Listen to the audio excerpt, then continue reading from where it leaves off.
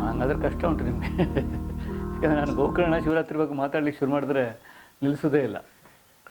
ಯಾಕಂದರೆ ಅಷ್ಟು ನನ್ನನ್ನು ನಾನು ಹಚ್ಕೊಂಡಿರೋ ಆವರಣ ಅದು.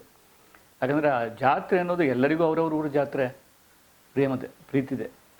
ಆದರೆ ನಾವು ಗೋಕರ್ಣದ ಜಾತ್ರೆ ನಮ್ಮ ಗೋಕರ್ಣದವರಿಗೆ ಭಾಳ ವಿಶೇಷ. ಗೋಕರ್ಣ ಅಂದರೆ ಗಂಗಾವಳಿ, ಅಂಕೋಲ ಆ ಸೀಮೆ ಇದೆಯಲ್ಲ, ಕುಮಟಾ, ಅಘನಾಶಿನಿ ತೀರದ ನಮಗೆಲ್ಲರಿಗೂ ಗೋಕರ್ಣ ಜಾತ್ರೆ ಅಂದರೆ ಒಂದು ರೀತಿ ವರ್ಷಕ್ಕೊಂದು ಸಲ ನಮ್ಮ ಕುಂಭಮೇಳ ಅದು. ಅದು ಮೇನ್ ಏನು ಅಂದರೆ ಒಂದು ಅಪರಿಚಿತ ಲೋಕ ಬರ್ತದಲ್ಲ ಅಲ್ಲಿ. ಯಾವಾಗಲೂ ಊರಿನವ್ರನ್ನೇ ನೋಡಿಕೊಂಡು ಇಡ್ತೇವೆ. ನಮ್ಮದು ಆದರೂ ಯಾತ್ರಾ ಸ್ಥಳ, ಟೂರಿಸ್ಟ್ ಪ್ಲೇಸಿಗೆ ಅದೊಂದು ವಿಶೇಷ ಆಕರ್ಷಣೆ ಇರ್ತದೆ. ಅಂದರೆ ಬೇರೆ ಊರು ನೋಡಿ ಬರ್ತಿರ್ತಾರೆ. ಸೊ ನಮಗೆ ಒಂಥರ ಬೇರೆ ಊರಿನವ್ರನ್ನ ನೋಡೋ ಒಂದು ಕುತೂಹಲ, ಖುಷಿ, ಬೇರೆ ಬೇರೆ ಥರದ ಜನಗಳು, ಅವರ ಮಾತು, ತಮಿಳು, ತೆಲುಗು ಏನೆಲ್ಲ ಇರ್ಬೋದು, ಕೊಂಕಣಿ, ಮರಾಠಿ. ಅಲ್ಲಿ ಮರಾಠಿ ಯಾತ್ರಾರ್ಥಿಗಳು ಭಾಳ ಬರ್ತಾರೆ, ಬೇರೆ ಬೇರೆ ರೀತಿಯ ಜನಗಳು. ಸೊ ಅವ್ರನ್ನೆಲ್ಲ ನೋಡಿ ಅದೊಂಥರ ನಮಗೆ ಅನ್ಯದಲ್ಲಿ ಆಸಕ್ತಿ ಅಂತೇನು ಹೇಳ್ತೇವಲ್ಲ, ಅದು ಭಾಳ ಎಳವೆಯಿಂದಲೇ ಒಂದು ರೀತಿ ನಮಗೆ ಭಾಳ ಖುಷಿ ಇತ್ತು. ಜಾತ್ರೆಗೆ ಬಸ್ಸು ಎಷ್ಟು ಬರ್ತದೆ, ಟೂರಿಸ್ಟ್ ಬಸ್ಸು, ಕಾರ್ ಎಷ್ಟು ಬರ್ತದೆ ಅನ್ನೋದನ್ನು ನಾವು ಲೆಕ್ಕ ಹಾಕ್ತಿದ್ವಿ. ಈ ಹೋದ ವರ್ಷ 200 ಬಂದಿತ್ತು, ಈ ವರ್ಷ 300 ಬಂದರೆ ಖುಷಿ, ಈ ವರ್ಷ ಕಡಿಮೆ ಆದರೆ ಬೇಜಾರು, ಜಾತ್ರೆನೇ ವೇಸ್ಟು ಅನ್ನೋ ಥರ. ಆಮೇಲೆ ನಾಟಕ ಕಂಪ್ನಿಗಳು, ಒಂದೇ ಸಲ 2 ನಾಟಕ ಕಂಪ್ನಿಗಳು, ದುತ್ತರ್ಗಿ ಕಂಪ್ನಿ, ಚಿತ್ತರ್ಗಿ ಕಂಪ್ನಿ, ಎಣಗಿ ಬಾಳಪ್ಪನವ್ರ ಕಂಪ್ನಿ, ಕಲಾವೈಭವ ನಾಟ್ಯ, ಎಷ್ಟೊಂದು ಕಂಪ್ನಿಗಳು, ಯಕ್ಷಗಾನ. ಆಮೇಲೆ ಜೊತೆಗೆ ಊರಿನವ್ರದ್ದೇ ಒಂದಿಷ್ಟು ಹವ್ಯಾಸಿ ಕೆಲಸಗಳು. ಆಮೇಲೆ ನಮ್ಮ ಫ್ರೆಂಡ್ಸ್ ಎಲ್ಲ ಇದು ಏನು ಶರ್ಬತ್ತಿನ ಅಂಗಡಿ ಇಡೋದು. ನನ್ನ ಕ್ಲಾಸ್ಮೇಟೇ, ಅದೊಂಥರ ನಮಗೆ ಫಸ್ಟು. ಅಂದರೆ ನನ್ನ ಕ್ಲಾಸ್ಮೇಟು ನನ್ನ ಸಂತಿ ಕೂತ್ಕೊಂಡು ಸೋಷಿಯಲ್ ಸ್ಟಡೀಸ್ ಎಲ್ಲ ಓದೋನು, ಅಲ್ಲಿ ಶರ್ಬತ್ ಇಟ್ಕೊಂಡಿದ್ದಾನೆ ಅಂಗಡಿ. ನಮಗೆ ಈ ಬಾಕಿ ರೀತಿಯ ಅಂದರೆ ಒಂದು ಸಾಮಾಜಿಕವಾದ ಅವರ ಏನೂ ಇಲ್ಲ, ಒಂದು ಮಾನವೀಯ ನೆಲೆಯಲ್ಲಿ ಭಾಳ ಕುತೂಹಲ ಹುಟ್ಟಿಸಿದಂಥ ಸಂಗತಿಗಳು. ಆಮೇಲೆ ಅವನು ನಮಗೆ ಪುಕ್ಕಟೆ ಒಂದು ಶರ್ಬತ್ ಕುಡಿಲಿಕ್ಕೆ ಕೊಡೋದು ಅಷ್ಟರೊಳಗಡೆ. ಅಂದರೆ ಹೀಗೆ ಒಂದು ರೀತಿ ಮಾಯಾ, ಅಂದರೆ ಮನುಷ್ಯ ಪ್ರಪಂಚವನ್ನೇ ಇನ್ನೂ ಬೇರೆ ಬೇರೆ ರೂಪಗಳಲ್ಲಿ ಇನ್ನೂ ಆಪ್ತವಾಗಿ ನಮಗೆ ತೋರಿಸು. ಆಮೇಲೆ ನಮ್ಮ ಮನೆಗಳೇ ನಮಗೆ ಬೇರೆ ಕಾಣ್ತಿದ್ವು ಅವಾಗ. ಯಾಕಂದರೆ ಯಾತ್ರಿಕರಿಂದ ತುಂಬಿರ್ತಿತ್ತು. ಯಾವಾಗಲೂ ಕಾಣದ ಒಂದಿಷ್ಟು ಶಿವರಾತ್ರಿ ದಿವಸ ನಾವು ರಾತ್ರಿ ಮಲಗುವಾಗ ಮನೆಯಲ್ಲಿ ಯಾರೂ ಇರ್ತಿರ್ಲಿಲ್ಲ. ಬೆಳಗ್ಗೆ ಹೇಳುವಾಗ ಮನೆ ತುಂಬ ಜನ, ಅವ್ರು ಯಾವಾಗ ಬಂದು ಮಲಗಿದ್ರು, ಯಾವ ಬಸ್ಸಿಗೆ ಬಂದರೂ ಗೊತ್ತಾಗ್ತಿರ್ಲಿಲ್ಲ. ಅವರೆಲ್ಲ ಹೊಸಬರು, ಶಿವರಾತ್ರಿಗೆ ಮಾತ್ರ ಬರೋರು ಕೆಲವರು ಇರ್ತಿದ್ರು. ಒಬ್ಬರು ಬರ್ತಿದ್ರು, ಕಾರವಾರದಿಂದ ಒಂದು ಕುಟುಂಬ ಬರ್ತಿತ್ತು. ಅವರು ಆ ದಿವಸ ಉಪವಾಸ, ಅವ್ರದ್ದು ಏನೂ ಮಾಡೋದಿಲ್ಲ ಅವರು, ಮತ್ತು ಮಾತಾಡೋದಿಲ್ಲ. ಹೀಗೆಲ್ಲ ಎಲ್ಲ ಸನ್ನೆಲ್ಲೇ, ಅದರಲ್ಲೇ ಜಗಳನೂ ಆಡ್ತಿದ್ರು ಸನ್ನೆ. ಅಂದರೆ ಯಾವ ರೀತಿಯಲ್ಲಿ ಸನ್ನೆಯಿಂದ ಏನು ಬೇಕಾದ್ರೂ ಮಾಡ್ಬೋದು ಅನ್ನೋದನ್ನು ಅವರಿಂದ ನಾನು ಕಲಿತೆ. ಹೊಡೆದಾಟವನ್ನು ಬಿಟ್ಟು ಬಾಕಿ ಎಲ್ಲ ಮಾಡ್ತಿದ್ರು. ಈ ರೀತಿ ನಮಗೆ ಗೊತ್ತಿರೋ ಮನುಷ್ಯ ಪ್ರಪಂಚನೇ ಬೇರೆ ರೀತಿಯಲ್ಲಿ ಮಾಡುವಂಥದ್ದು. ನಮ್ಮ ತಾಯಿ ಸಡನ್ಲಿ ಆ ದಿವಸ ಎಲ್ಲ, ಅಂದರೆ ಅವ್ರ ಪೂಜೆಗೆ ಹೋಗಬೇಕೋ, ಬಂದವರಿಗೆ ಪೂಜೆ ವ್ಯವಸ್ಥೆ ಮಾಡಿಕೊಡ್ಬೇಕು, ಬೆಳಗ್ಗೆ ಉಪವಾಸ ಅದು ಇದು. ಹೀಗೆ ನಮಗೆ ಗೊತ್ತಿರೋ ವ್ಯಕ್ತಿಗಳೇ ಬೇರೆ ಥರ ಕಾಣೋದು, ನಮಗೆ ಗೊತ್ತಿರೋದ ವ್ಯಕ್ತಿಗಳು ಕಾಣೋದು. ಅಂದರೆ ಈ ಮನುಷ್ಯ ಲೋಕದ ಕುರಿತು ಒಂದು ರೀತಿ ತುಂಬ ಸೆಳೆತ ಮತ್ತು ಜಿಜ್ಞಾಸೆ ಎರಡನ್ನೂ ಹುಟ್ಟು ಮಾಡಿತ್ತು ನನಗೆ ಶಿವರಾತ್ರಿ ಜಾತ್ರೆ. ಹೀಗಾಗಿ ನಾನು ಅದ್ರ ತುಂಬ ಅದ್ರ ಬಗ್ಗೆ 1,000 ಕಥೆಗಳು. ನನ್ನ ಪೊಮ್ಮೇಜನ ಶಿವರಾತ್ರಿ ಅಂತ ಒಂದು ಕತೆ ಇದೆ, ಅದರಲ್ಲಿ ಆದಷ್ಟು ಇದು ಬಂದಿದೆ. ಬಟ್ ಅಲ್ಲಿ ಹೇಳಲಾಗದ ಇನ್ನೂ ಎಷ್ಟೋ ಸಂಗತಿಗಳಿವೆ. ಬಹುಶಃ ಅದಕ್ಕೊಂದು ಸೀಕ್ವೆಲ್, ಜಾಸ್ 2, ಗಾಡ್ ಫಾದರ್ 2 ಬಂದಾಗೆ ಪೊಮ್ಮೇಚನ ಶಿವರಾತ್ರಿ 2 ಅಂತ ಯಾವಾಗಾದರೂ ಬರೆದ್ರೆ ಅದು ಬರ್ತದೇನೋ.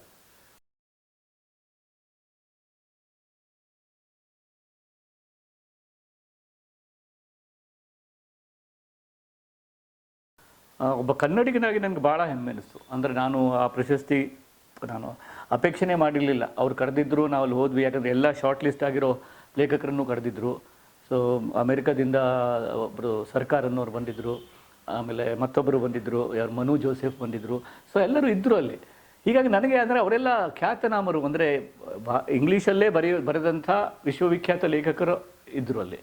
ಆಮೇಲೆ ಈ ಸ್ಪರ್ಧೆ ಬಗ್ಗೆ ಕೂಡ ಆಮೇಲೆ ಅದ್ರ ಬಗ್ಗೆ ಗೊತ್ತಾಗ್ತಾ ನನಗೆ ಬಹಳ ಒಂಥರ ಹೆಮ್ಮೆ ಅನ್ಸೋಕೆ ಶುರುವಾಯಿತು. ಮೊದಲು ಒಂಥರ ಅದೇನೋ ಒಂಥರ ಲಾಟ್ರಿ ಥರ ಅಂತ ಅಂದ್ಕೊಂಡ್ಬಿಡ್ತೀವಿ ನಾವು, ಸಿಕ್ತು ಇಲ್ಲಿದ್ರೆ ಇಲ್ಲ ಆ ಥರದ್ದು. ಬಟ್ ಆಮೇಲೆ ನೋಡಿದ್ರೆ ಅಲ್ಲಿ ಸ್ಪರ್ಧೆಯಲ್ಲಿದ್ದ ಸುಮಾರು 80 ಕೃತಿಗಳು ಎಲ್ಲ ಇಂಗ್ಲೀಷಿನಲ್ಲಿ ಬರೆಯಲ್ಪಟ್ಟ ಒರಿಜಿನಲ್ ಇಂಗ್ಲೀಷ್ ಕೃತಿಗಳು. ಅಂದರೆ ಖ್ಯಾತನಾಮರ, ಏಷ್ಯಾದ ಎಲ್ಲ ಖ್ಯಾತನಾಮರ ಕೃತಿಗಳು. ಅದ್ರಲ್ಲಿ ನಮ್ಮದು ಒಂದು ಇದು ಗೋಕರ್ಣ ಬಂಕಿಕೊಡ್ಲ ಬಸ್ಸು ಇದೊಂದು ಕನ್ನಡ ಪುಸ್ತಕ, ಅನುವಾದ ತೇಜಸ್ವಿನಿಯವರ ಅತ್ಯಂತ ಸಮರ್ಥ ಅನುವಾದದಲ್ಲಿ ಇಂಗ್ಲೀಷ್ ಹೋದಂಥ ಪುಸ್ತಕ. ಇದು ಒಂದೇ ಅನುವಾದದ ಪುಸ್ತಕ. ಹೀಗಾಗಿ ನಾನದು ಎಷ್ಟೆಲ್ಲ ಸ್ವತಂತ್ರ ಕೃತಿಗಳಿರುವಾಗ ಒಂದು ಅನುವಾದ ಕೃತಿಗೆ ಬರೋದು ಭಾಳ ಕಷ್ಟ. ಅಂದರೆ ಯಾಕಂದರೆ ಸ್ವತಂತ್ರ ಕೃತಿಗಳು ತುಂಬ ಸತ್ವಶಾಲಿಯಾಗೇ ಇರ್ತವೆ ಯಾವಾಗಲೂ, ಅಲ್ವಾ? ಈಗ ನೀವು ನೋಡಿ, ಕನ್ನಡದ ಒಂದು 10 ಸ್ವತಂತ್ರ ಕೃತಿ ಜೊತೆಗೆ ಒಂದು ಅನುವಾದ ಕೃತಿ ಇಟ್ಕೊಂಡು ಒಂದು ಸ್ಪರ್ಧೆಗೆ ಬಂದರೆ ಸ್ವತಂತ್ರ ಕೃತಿಯ ಸತ್ವ ನಮ್ಮನ್ನು ಜಾಸ್ತಿ ಸೆಳೀತದೆ. ಆ ಥರ ಬಟ್ ಸಡನ್ನಾಗಿ ಅವರು ಅನೌನ್ಸ್ ಮಾಡಿದಾಗ ನನಗೆ ಭಾಳ ಆಶ್ಚರ್ಯನೂ ಆಯಿತು. ಆಮೇಲೆ ಖುಷಿನೂ ಆಯಿತು. ಯಾಕಂದರೆ ಇದು ಕನ್ನಡಕ್ಕೆ ಒಂದು ಸಡನ್ನಾಗಿ ಒಂದು ಒಂದು ಗ್ಲೋಬಲ್ ನೆಲೆಗೆ ಒಂದು ಒಂದು ಜಾಗತಿಕವಾದ ದಕ್ಷಿಣ ಏಷ್ಯಾ ಮಟ್ಟದಿದ್ದರೂ ಕೂಡ ಅದು ನಮ್ಮ ಭಾರತದ ಬೌಂಡ್ರಿಗಳನ್ನು ಆಚೆಗೆ ಒಂದು ಕನ್ನಡವನ್ನು ಎತ್ತಿ ಹಿಡಿದಂಗೆ ಅನ್ನಿಸ್ತು ನನಗೆ.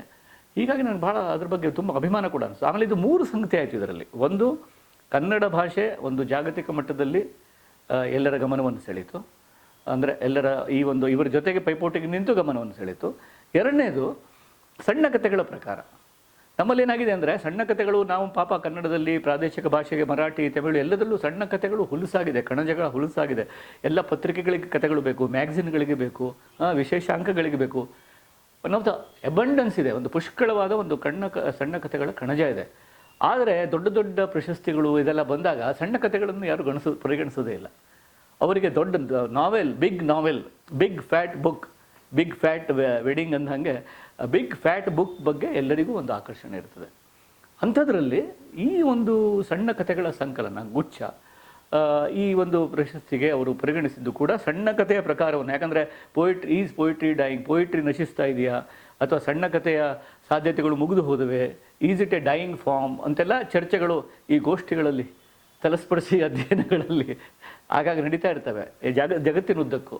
ಅಂಥ ಸಂದರ್ಭದಲ್ಲಿ ಒಂದು ಸಣ್ಣ ಕಥೆಯ ಸಂಕಲನ, ಅದು ಕನ್ನಡದ್ದು, ಅದು ಅದರ ಇಂಗ್ಲೀಷ್ ತರ್ಜುಮೆ, ಅದಕ್ಕೆ ಬಂದಿರೋದು ಒಂದು ಪ್ರಾದೇಶಿಕ ಭಾಷೆ, ಸಣ್ಣ ಕಥೆ ಮತ್ತು ಅನುವಾದ. ಈ 3 ಎಲಿಮೆಂಟ್ಗಳಿಗೆ ಒಂದು ದೊಡ್ಡ ಒಂದು ಅಂದರೆ ಮತ್ತೆ ಒಂದು ಜೀವದಾನ ಕೊಡುವಂತೆ, ಅಂದರೆ ಇಲ್ಲಪ್ಪ ಇವು ಅದ್ಭುತವಾದದ್ದಲ್ಲಿ ನಡೀತಾ ಇದೆ ಅನ್ನೋದನ್ನು ಮತ್ತೆ ಹೇಳುವಂತೆ ಆಗಿದೆ.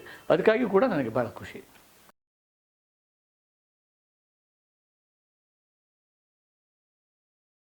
ಅದೇನೆಂದರೆ ಒಂದೊಂದು ವಯಸ್ಸಲ್ಲಿ ಅದು ಒಂದೊಂದು ಥರ ಇರುತ್ತೆ. ಅಂದರೆ ನೀವು ಈಗ ನನ್ನ ಹೆಚ್ಚಿನ ಕಥೆಗಳು ನಾನು ಕಥಾ ಸ್ಪರ್ಧೆಗೆ ಬರೆದಿರೋದು. ಅಂದರೆ ನಾನು ಅಂತಲ್ಲ, ನೀವು ನಿಮ್ಮ ಪ್ರಜಾವಾಣಿಯ ಎಲ್ಲ ಹಳೆಯ ಕಡತ ತೆಗೆದುಬಿಟ್ರೆ ಅದ್ರ ಪುಸ್ತಕನೇ ಬಂತಲ್ಲ.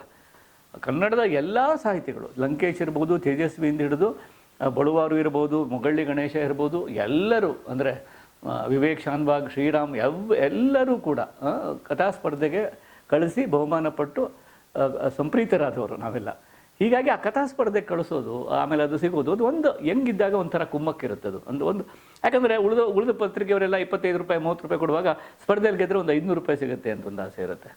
ಆಮೇಲೆ ಸ್ಪರ್ಧೆಯ ನೇಮದಲ್ಲಿ ನಿನ್ನ ಕಥೆಗಳನ್ನು ಒಂದು ಖ್ಯಾತನಾಮರು ಓದ್ತಾರೆ ಅಂತ ಒಂದಿರುತ್ತಲ್ಲ.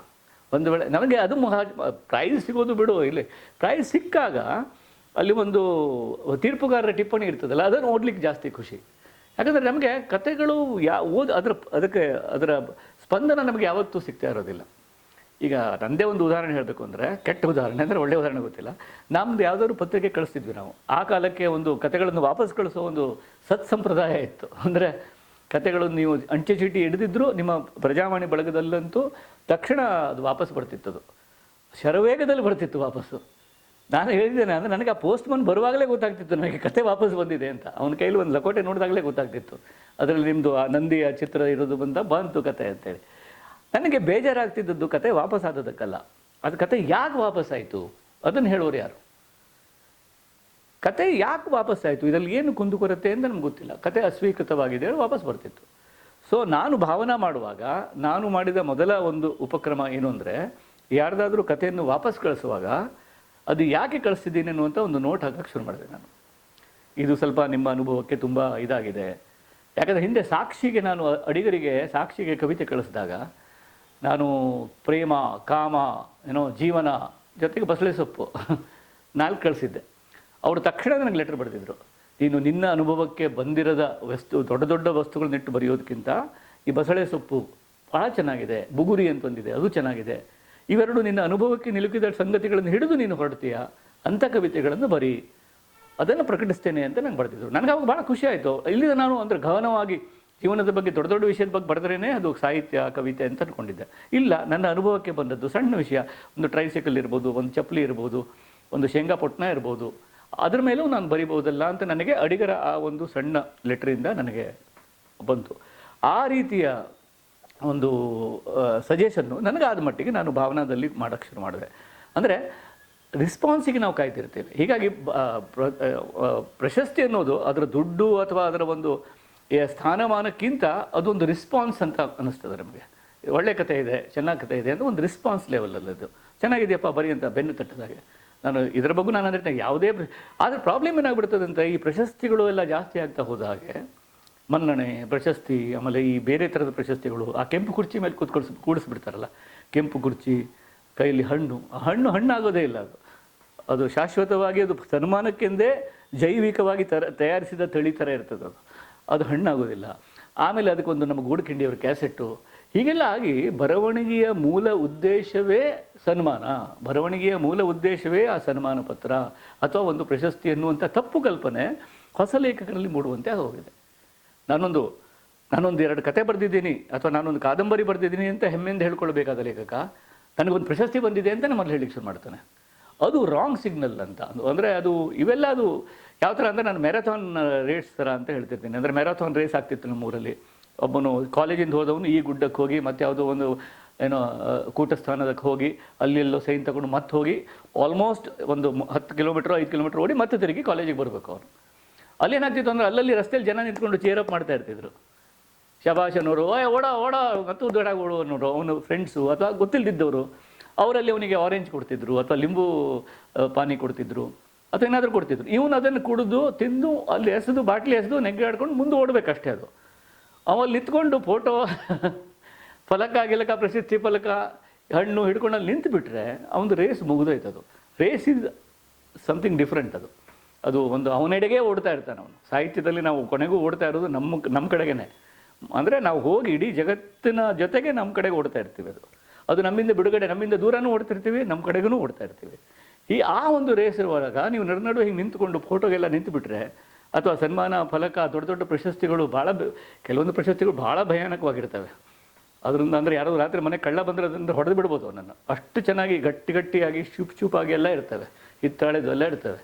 ಆಮೇಲೆ ಅಂದರೆ ನಾನು ಅವರ ಪ್ರೀತಿ ಬಗ್ಗೆ ಹೇಳ್ತಾ ಇಲ್ಲ ನಾನು, ಆದರೆ ಆ ರೀತಿ ಇದೆಲ್ಲ ನಮ್ಮಲ್ಲಿ ಆ ಥರ ವಿಕಾರ ಅಂದರೆ ಈ ಒಂದು ಸಂಸ್ಕೃತಿ ಎನ್ನುವುದು ಸ್ಥಾವರ ಆದಾಗ ಈ ಥರ ವಿಕಾರಗಳು ಆಗ್ತವೆ. ಹಾಗೆ ಧರ್ಮ ಅನ್ನೋದು ಎಲ್ಲರನ್ನೂ ಬಿಡುಗಡೆಗೊಳಿಸಬೇಕಾದಂಥ ಧರ್ಮ ಅದು ಒಂದು ಸಾಂಸ್ಥಿಕವಾದಾಗ, ಅದು ಸ್ಥಾವರವಾದಾಗ ಕೆಲವೊಂದು ಗೊಡ್ಡಾಗ್ಲಿಕ್ಕೆ ಶುರು ಆಗ್ತದಲ್ಲ. ಹಾಗೆ ಇದು ಕೂಡ ಈ ಲಿಟ್ರೇಚರು ಮ್ಯೂಸಿಕ್ಕು ಇವೆಲ್ಲ ಒಂದು ಸಾಂಸ್ಥಿಕವಾಗ್ಲಿಕ್ಕೆ ತೊಡೆದು ಕೂಡಲೇ ಈ ಥರದ ಒಂದು ಪವರು ಅದಕ್ಕೇನೋ ಒಂದು ಬಯೋಡಾಟಾ ಆ ಥರದ್ದೆಲ್ಲ ಶುರು ಆಗ್ಬಿಡ್ತದೆ. ಹೀಗಾಗಿ ಆ ರೀತಿಯ ಅಲ್ಲ ಅಂತ ಹೇಳೋದಕ್ಕೆ ನಾನು ಇಷ್ಟೆಲ್ಲ ಮಾತಾಡಿದೆ. ಅಂದರೆ ಕೊನೆಗೂ ನಮ್ಮ ಬರವಣಿಗೆಯ ಇದು ಬದುಕನ್ನು ಅರ್ಥ ಮಾಡ್ಕೊಳ್ಳೋದಕ್ಕೆ. ಆಮೇಲೆ ಮಜಾ ನೋಡಿ, ಅಲ್ಲೊಂದು ವಿರೋಧಾಭಾಸ ಇದೆ. ನಾವು ಬರೆಯೋದೇ ಅನಾಮಿಕರಾಗೋದಕ್ಕೆ. ನಾವು ನಮ್ಮ ಬಯೋಡಾಟಾ, ನನ್ನ ರಬ್ಬರ್ ಸ್ಟ್ಯಾಂಪು, ನಂದು ಎಲ್ಲ ಇಮೇಲ್ ID, ನಂದು ಕೋಡು ಏನೋ ಎಲ್ಲವನ್ನು ಮೀರೋದಕ್ಕೆ ನಾನು ಬರೆಯೋದು. ಅದು ಬರೆದದ್ರ ಬಗ್ಗೆನೇ ನಾನು ಮತ್ತೆ ಖ್ಯಾತನಾಮರು, ಹೆಸರುವಾಸಿ, ಹೆಸರಾಂತ ಲೇಖಕರು ಅಂತ ಆಗಿಬಿಟ್ರೆ ಅದೊಂದು ದೊಡ್ಡವಾದ ಒಂದು ಐರನಿ ಇದೆ ಅಲ್ಲಿ.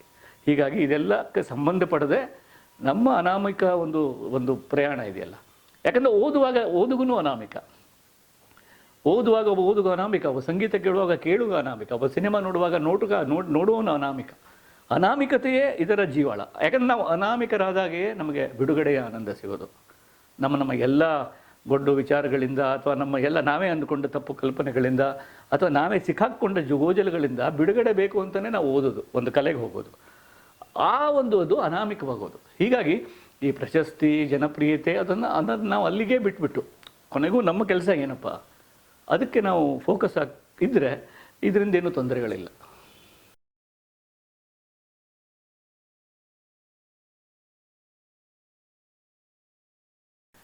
ಇಲ್ಲ, ಹೌದು, ಭಾಳ ನನಗೆ ಇದೊಂದು, ಯಾಕಂದ್ರೆ ನನಗೆ ನಾನೊಬ್ಬ ಇಂಗ್ಲೀಷ್ ಓದುಗ ಅಲ್ಲ. ಮೊದಲಿಂದನೂ ಕೂಡ ನಂದು ಏನಿದ್ರು ಓದು ಕನ್ನಡದಲ್ಲೇ. ಕೆಲವರು ನಾನು ಬಾಂಬೆಲಿದ್ದೇನೆ, ಸಿಕ್ಕಾಪಟ್ಟೆ ಇಂಗ್ಲೀಷೆಲ್ಲ ಓದ್ಕೊಂಡಿರ್ಬೋದು ಹಾಗೆಲ್ಲ ಅಂದ್ಕೊಂಡಿರ್ಬೋದು ಪಾಪ. ಬಟ್ ನಾನು ಏನೂ ಓದಿಲ್ಲ. ನಾನು ಇಂಗ್ಲೀಷಲ್ಲಿ ಭಾಳ ಕಡಿಮೆ. ಆಗೇನೋ R.K. ನಾರಾಯಣರ ಕಾದಂಬರಿ ಓದಿದ್ದು. ಆಮೇಲೆ ಒಂದಿಷ್ಟು ಬಿಟ್ಟರೆ ನಾನು ಒಂದು ರೆಗ್ಯುಲರಾಗಿ ನಾವು ಕನ್ನಡದಲ್ಲಿ ಹೇಗೆ ಓದ್ತೇವಲ್ಲ ಹಾಗೆ ನಾವು ಇಂಗ್ಲೀಷಲ್ಲಿ ಓದಿಲ್ಲ. ಈಗ ನನಗೆ ಇಂಗ್ಲೀಷ್ ಓದೋದು ಸ್ವಲ್ಪ ಕಷ್ಟ. ಈಗ ನನ್ನದೇ ಕತೆ ಆದರೂ ಕೂಡ ಭಾಳ ಕಷ್ಟ ಆಗ್ತದೆ ಓದಲಿಕ್ಕೆ. ಆದರೆ ಇವರು ಅನುವಾದ ಓದುವಾಗ ನನಗೆ ಕಷ್ಟ ಆಗಲಿಲ್ಲ. ಯಾಕಂದರೆ ಅದು ಒಂಥರ ಭಾಳ ನನ್ನ ಸಂವೇದನೆಗೆ ತುಂಬ ಹತ್ತಿರವಾದ ಒಂದು ಸಂವೇದನೆ ಅಲ್ಲಿ ಕೆಲಸ ಮಾಡಿದೆ ಅಂತ ಅನ್ನಿಸ್ತು ನನಗೆ. ನನಗೇನು ನೋಡಿದಾಗ ಏನು ಅನ್ನಿಸ್ತೋ ಅದೇ ಅವರಿಗೂ ಅದೇ. ಯಾಕಂದರೆ ಅದಕ್ಕೆ ಕಾರಣ ಅಂದರೆ ತೇಜಸ್ವಿನಿ ನಿರಂಜನ್ಗೂ, ಯಾಕಂದರೆ ಅವರು ಆಯ್ಕೆ ಮಾಡಿರೋದು ಮುಂಬೈ ಕಥೆಗಳು 16. ನನ್ನ ಎಲ್ಲ 5 ಪುಸ್ತಕಗಳಿಂದ ಎರಡು ಮೂರು ಈ ಥರ ಕಥೆಗಳನ್ನು 16 ಕಥೆಗಳನ್ನು ಆಯ್ಕೆ ಮಾಡಿ ಅವರು ಮಾಡಿದ್ದಾರೆ. ಮುಂಬೈ ಮುಖ್ಯ ಭಿತ್ತಿಯಾಗುಳ್ಳಂಥ ಮುಂಬೈಯಲ್ಲೇ ಜರುಗುವಂಥ 16 ನನ್ನ ಮುಂಬೈ ಕಥೆಗಳು ಭಾಳ ಇವೆ, ಬಟ್ ಅದರಲ್ಲಿ ಅವರಿಗೆ ಇಷ್ಟವಾದದ್ದನ್ನು ನನಗೆ ಇಷ್ಟವಾದ ಕೆಲವೊಂದು ಸೇರಿಸಿ 16 ಕಥೆಗಳನ್ನು ಅವ್ರು ಮಾಡಿದ್ದಾರೆ. ಅವರಿಗೆ ಮುಂಬೈ ಜೀವನ ಕೂಡ ಬಹಳ ಇಷ್ಟ. ಮತ್ತು ನಾವಿಬ್ಬರು ಬಹುತೇಕ 70ರ ದಶಕದಲ್ಲಿ ಒಂದೇ ಟೈಮಿಗೆ ನಾವು ಮುಂಬೈಗೆ ಹೋಗಿದ್ವಿ. ನಾವಿಬ್ಬರೂ ಅನುಭವಿಸಿದ ಮುಂಬೈ ಇದು ಒಂದೇ ಥರ ಇದೆ. ನಾವು ಭೇಟಿನೇ ಆಗಲಿಲ್ಲ.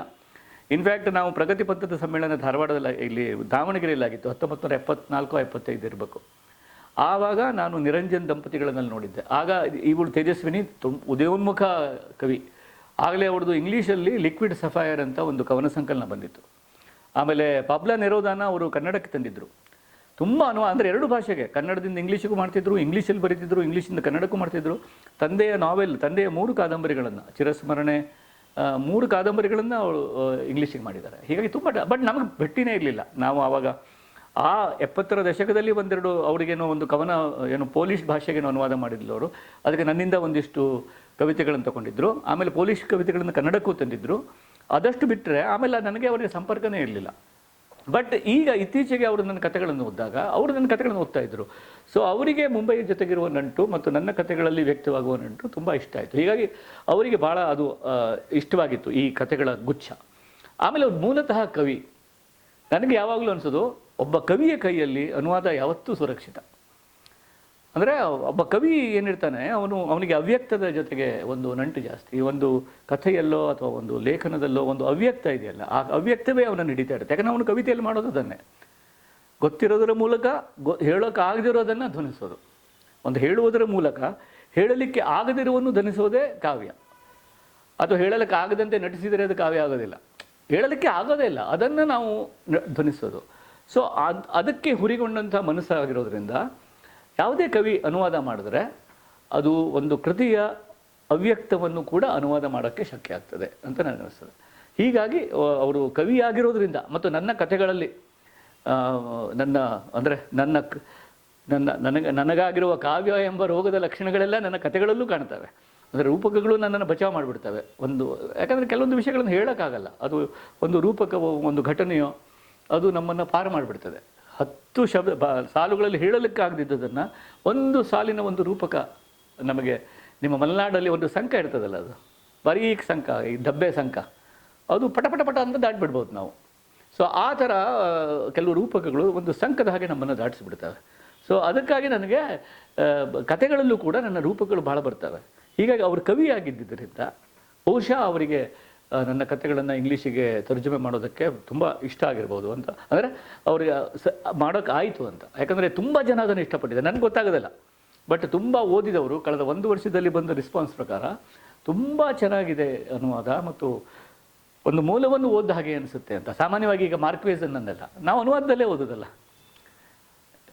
ಎಲ್ಲ ದೊಡ್ಡ ದೊಡ್ಡ ಸಿಂಗರ್ ಇರಲಿ, ಮಾರ್ಕ್ವೇಸ್ ಇರಲಿ, ಅವರೆಲ್ಲ ಬೇರೆ ಬೇರೆ ಭಾಷೆಯ ಲೇಖಕರು.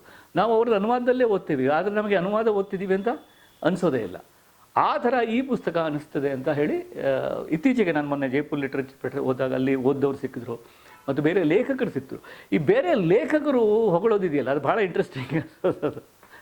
ಸಹ ಲೇಖಕರು ಹೊಗಳೋದಿದೆಯಲ್ಲ, ಅದು ಒಂದು ರೀತಿ ಇಂಟ್ರೆಸ್ಟಿಂಗ್. ಅದು ಅಂದರೆ ಎಲ್ಲ ಇಂಗ್ಲೀಷ್ ಲೇಖಕರು ಕೂಡ ತುಂಬ ಇಷ್ಟಪಟ್ಟಿದ್ದಾರೆ.